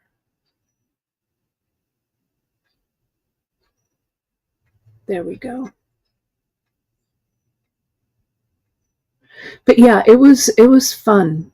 It was really fun. It was called Doll University, and it was in San Jose, I think. But I feel like we went to one in Palo Alto too, at the old, remember Janice, the old Ricky's Hyatt in Palo Alto? I don't know if any of you are, remember, any of you who are watching who was in Palo Alto and back in those days, but that was such a hilarious place, the Ricky's Hyatt, which is no longer there for sure.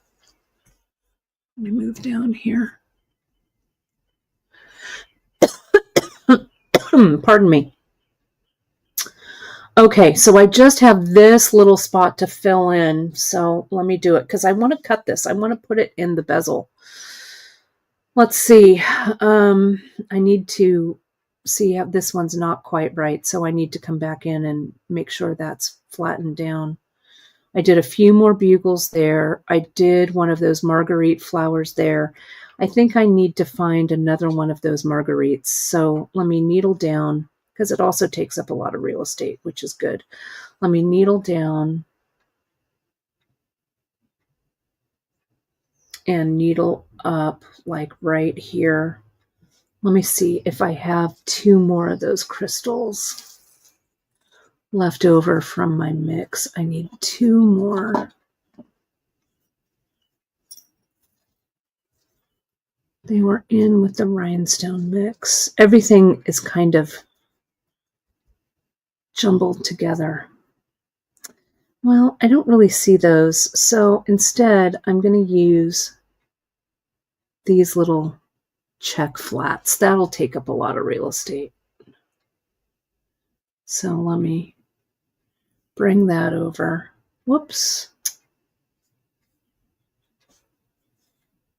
I need to needle down from the front.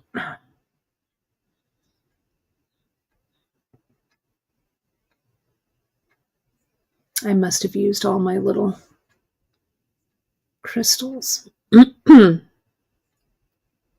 me get one of these check flats. I think what I'm going to do is, let me get an 11-aught so it kind of turns the corner nicely. You know, the thread does. There we go.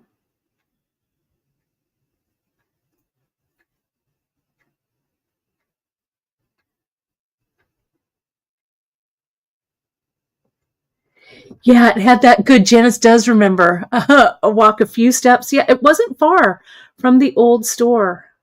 And it did. It had that great bar. And it had, like, didn't it have, like, statues or something in, like, the back garden? I feel like there were a lot of, like, kind of weird Greek statuary or something back there. I don't know.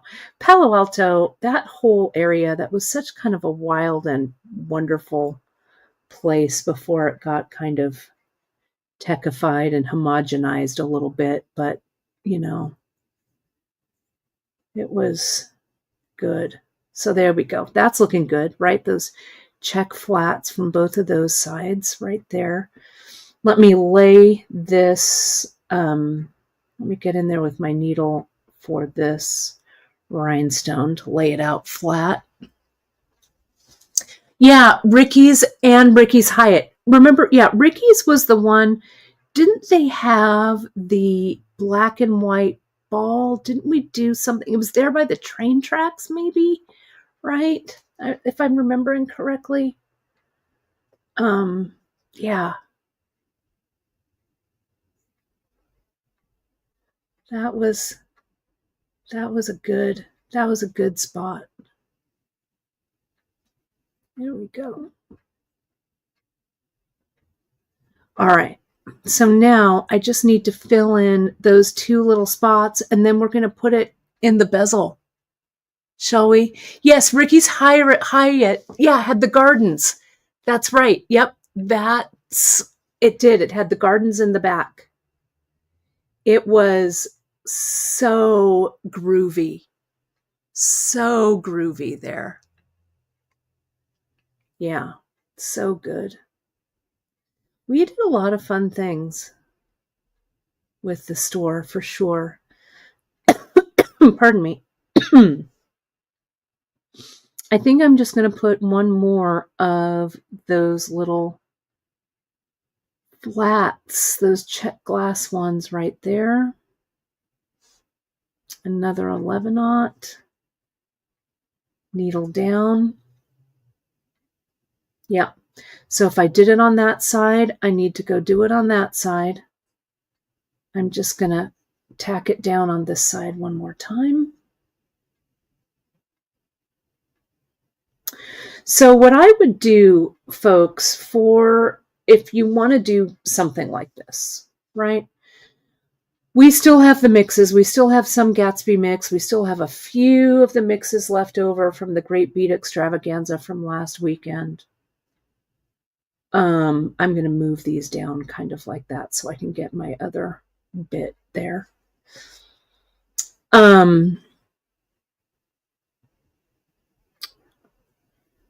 You can grab, these are the bezels that I'm using, are the bezels from None that we have in stock. And I would suggest, don't think too hard about the project, right? Just think about the kind of the overall colors and look of the piece, right? Like I just kind of used all these little colors. See how I kind of shoved those over there? This definitely is not symmetrical, right? It is true, Janice. You started selling beads at your mom's antique store in 1960. I love it. I love it. Yeah, we've got a nice little, you did a great write-up, a tribute to Lydia. It's coming out in the newsletter on her birthday on the 22nd of April. So stay tuned to your newsletters. It's a really great picture that Janice added and stuff too. That'll be in the newsletter on the 22nd. Let me just pin this one down, this one down. So just keep going through them until they sit kind of like you want them to, right? And I think that's the last stitch. This one isn't quite sitting the way I like it, so I'm going to stitch it. I'm going to go over here, bring my needle up, and stitch this down one more time. I'm just checking to make sure that everything that I've stitched in is stitching in correctly. Not correctly. Strongly, sturdily, tightly, right? That's a little funny right there, so I'm going to come over here. And I don't mind that I'm taking long stitches on the back, to be honest, because it's all going to be glued down. I'm going to come in and I'm going to connect these right there to maybe make a little better of a curve. And now needle down like right there. Okay. I think that's it. I think that was the last stitch. Everything feels okay. This just has one thread holding that 11-aught bead on, so I think I'm going to go down and through it one more time. That little 11-aught is what's anchoring that crystal on. Other than that, I think we're good. Let me do this side. Here. Come on, go in there. And here. And here. And that one. All right.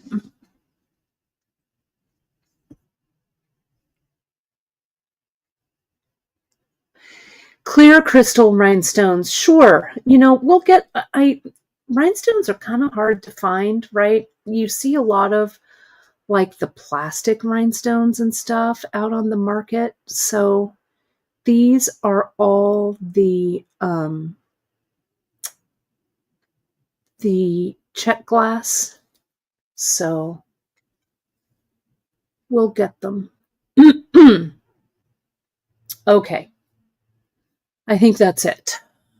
So let me turn it around and let me tie this off. Good question from Sharon. Sharon's asking, can I put diamond glaze on this?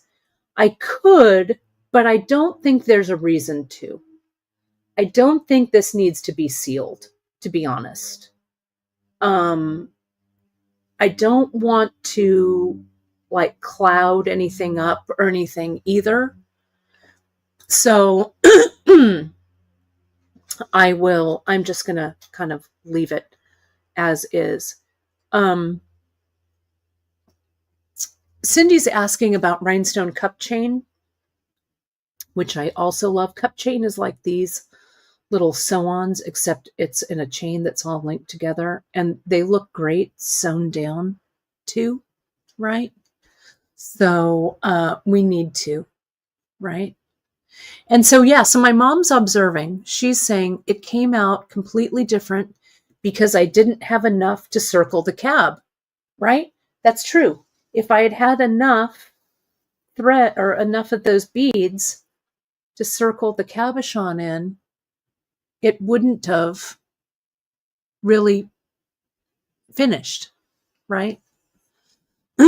So let me zoom in, zoom out, zoom in. There we go. So Sharon says, I've broken beads and thread. That's why she's asking. Yeah, you don't know your own strength.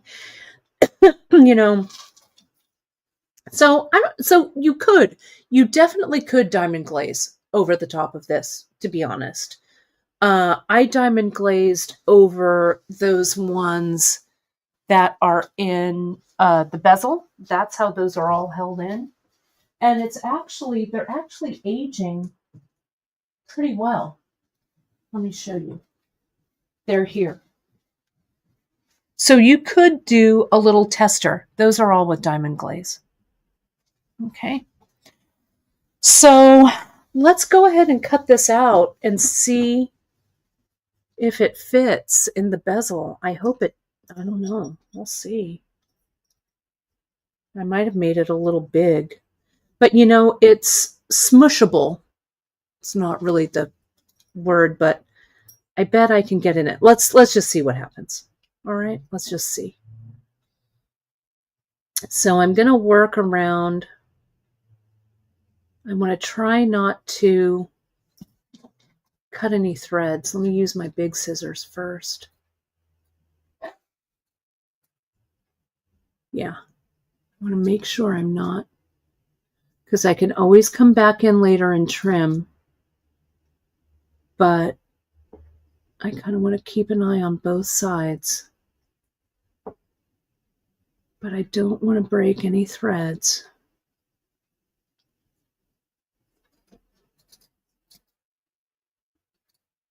So I'm just going to keep trimming this out. Now I can do some trimming on this back end. I'm going to switch shears now.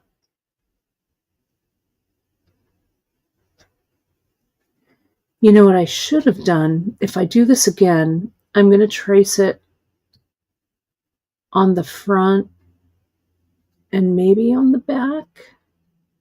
I don't know how I've lined those up though, so maybe not. Right, so I'm getting in there.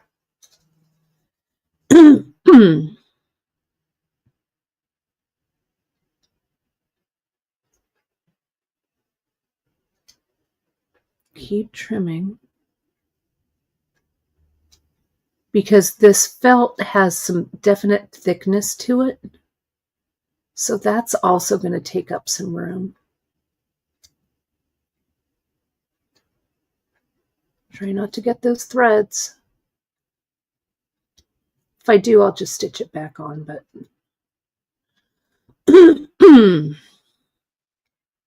okay, let's see. Everything still looks like it's on there.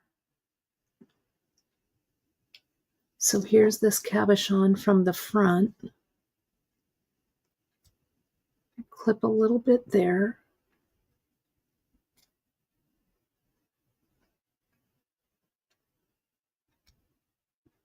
A little bit there.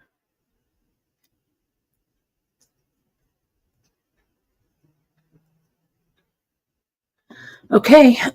Let me zoom out. Okay, let's see what happens. Is it going to fit?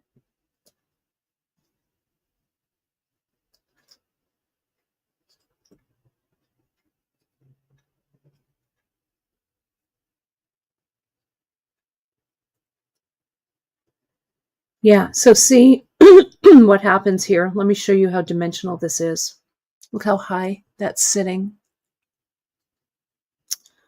I think it's going to work, no problem. I think what it wants, though, is, and next time I do this, because there'll definitely be a next time, I probably have, like, I probably could have just gone like, right, like this much, right? Because it kind of overflows a little bit.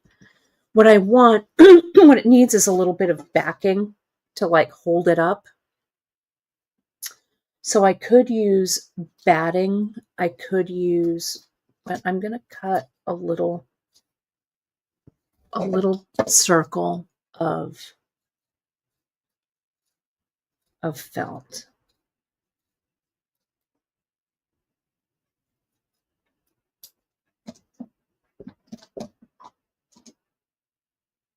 That's a little too high, or a little too close to the edge. I just need something in the very middle to kind of support it. You know what I mean?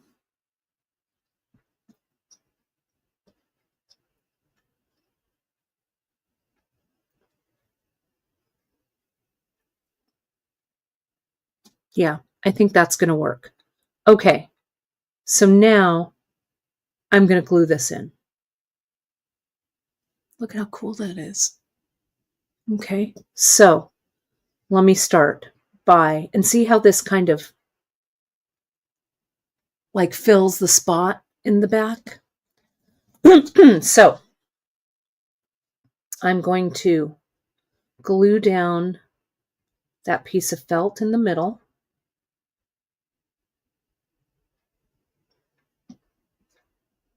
Like that. Now, I'm going to get my stick.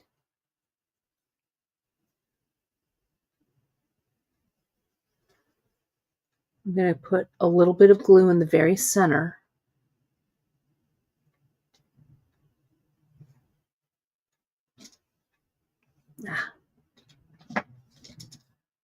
I need to, whoops, not put my thumb in that glue. I need to get rid of just a little bit more. I wish I had cut this before I put that glob of E6000, but that's all right. Right? I need a little bit of that extra gone. But now that I've done one, and now you've seen me do one, you can see what like the overhang, right? How you need to reduce that just a little bit. And up here, just a little. Okay. All right, where's my glue? Okay. Let me get that glue up there.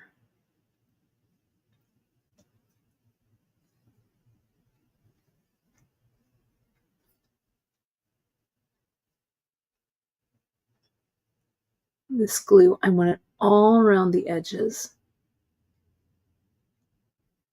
because I don't want it to smush out beyond the pendant, right? So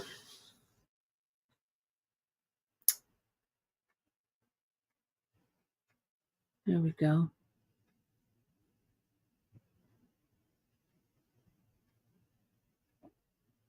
Just like that. All right, here it comes. That's the top. Let's get this centered if we can. I'm going to take a drink of coffee.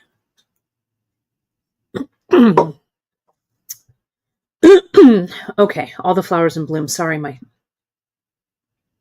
it's making me clear my throat a bit. So there's that. That goes in. And then this just kind of smushes in. Then I need my tweezers or my awl to kind of push that backing in and behind the bezel. Make sure it's in at the top. And see, it kind of hangs over, but that's okay. Oh my gosh, look at it. right? There's the back. Look, here's the sides. So where those were stitched, you know, the felt is kind of laying down there, and these kind of are gently, some of them kind of coming over the side of that bezel. If you were going to diamond glaze this, this would be the time to do it. I think after it's in the bezel.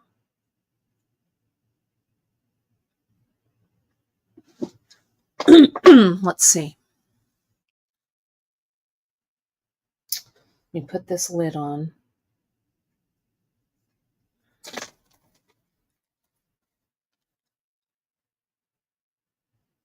Let's just really make sure that's pushed down.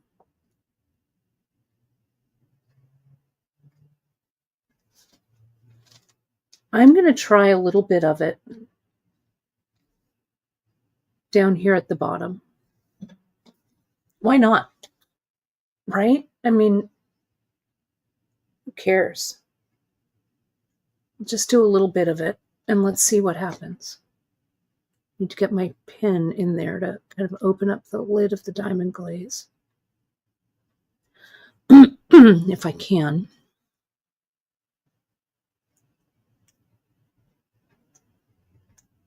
Okay. Let's just come in. I want to extrude a little bit. The diamond glaze is kind of self-leveling. So see how I just dropped it in there? And it's going to sink down. I'm going to drop it in there. Let it sink down. Don't screw with it too much.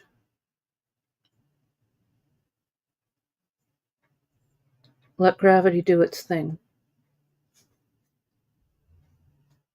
And I'm going to do one over here.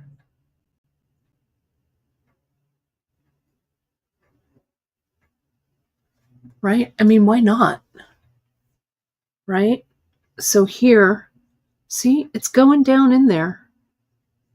Good call. Whoever asked that question, good call. I'm just going to do a little bit down here where it feels like I'm going to leave it flat, drop it in. The only thing about this diamond glaze is it does get a little, just keep a pin handy so you can unstopper it. Oh, let me open this back up. Sharon, great question. Yeah. I mean, why not? That's what this is all about, just testing and experimenting, right? There we go. Try it out over here. Make sure so it doesn't all come out at one time. One more drop. Right there. Let it settle. One drop there. And again, I'm being symmetrical with the sides, right? One there. So if I'm putting diamond glaze in one place, I'm going and putting it on the other side, on the other place. Maybe right there. So I haven't opened the floodgates on it. Okay. Right? Oh, paperclip. That's smart. Yeah, something like that. I'm going to add one more right here. I'm avoiding getting the diamond glaze on the stone because I want the stone to kind of remain kind of the way it is, but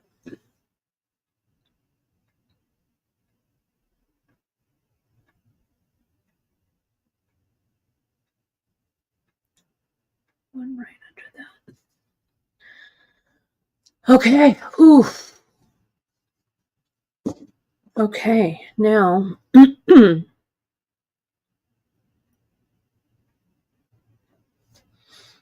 going to let this sit just 24 hours and try not to screw with it. Right? It's hard though, because you want to play around with it. I just put my hand in the diamond glaze that was on this baggie. Perfect.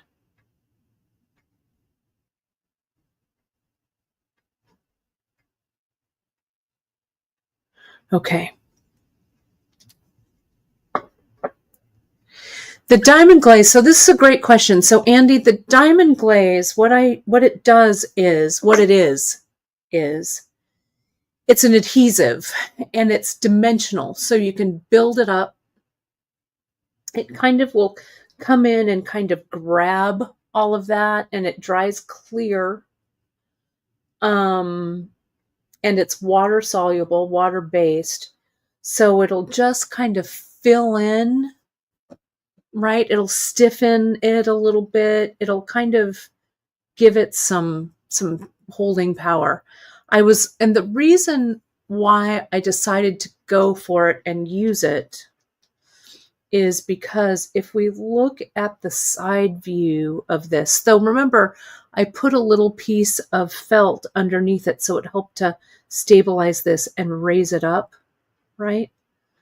It'll also, like some of this beadwork, it's dimensional, it's sticking up.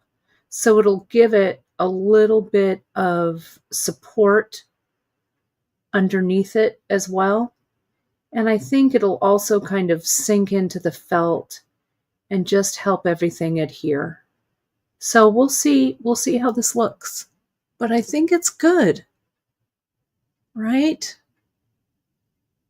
It kind of seals everything in. And I didn't use a ton of it, right? So that one's been diamond glazed. This one that I did for Great Bead Extravaganza, that's only diamond glazed. Nothing is stitched. Right? And that's just all kind of random in there. So our embroidery adventure continues, my friends. Whew, that was kind of epic, wasn't it? We put all these out. I do want to mention, I like to mention them sometimes on Saturdays. We really, really appreciate all of you folks being here and supporting us and buying our products and all of that. People have asked in the past, so I did want to let you know that we do have a coffee account. It's a little space where you can go, and if you're so inclined to leave like a little tip or show your appreciation for all of the free education that we do on Bead Shop, we have our coffee link. It is by no means mandatory, but I know that a few of you, some of you have asked. Some of you have been very generous. Thank you so, so much for that. Our coffee link, I'll grab it. It's also in our up above on our YouTube channel, but I'll put it in there. I think that hashtag link, let me take that out. I just went and I got it from the page, but it's there. There we go.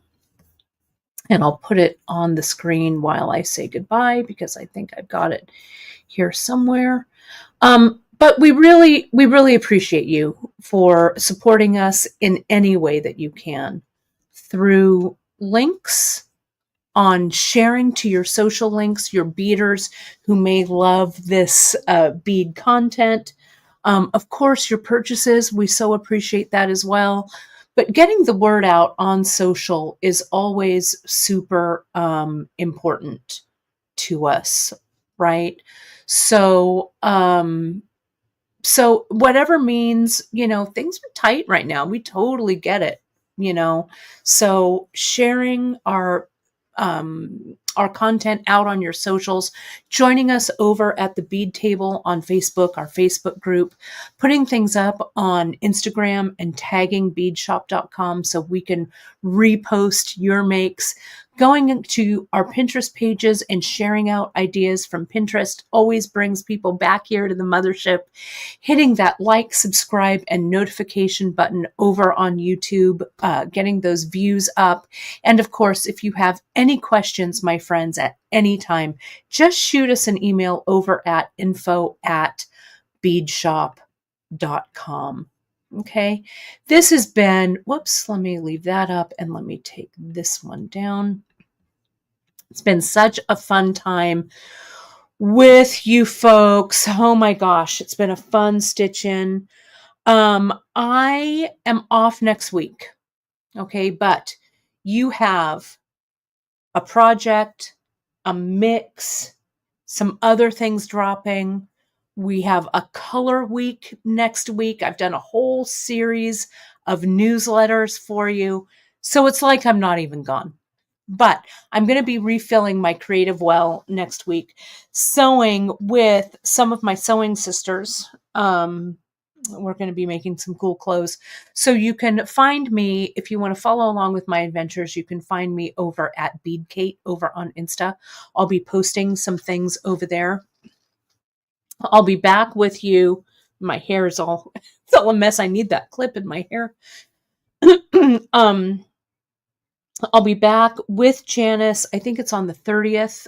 We'll have Janice's 5-stitch project coming up. So we've got a lot of fun things coming. So even though I won't be physically here in the studio, Chris is here, Miranda's here, Janice is just on the other side of the thing, I'll still be reachable by email. I'm not leaving my computer behind. So Janice will be in on YouTube as usual on Wednesday and Friday. I have the shows pre-recorded, so don't worry. I'll be running out, but I'll still be here with you. So thank you. Thank you. We really appreciate you folks 100%. Have a really restful Saturday. Happy Passover, happy Easter, happy spring, however you celebrate, from wherever you're celebrating to whomever you celebrate with. We totally appreciate you, right? So I'll see ya. I'll see ya. Take care. Be creative. Love you lots. Have a great day, everybody. Talk to you soon. Bye-bye.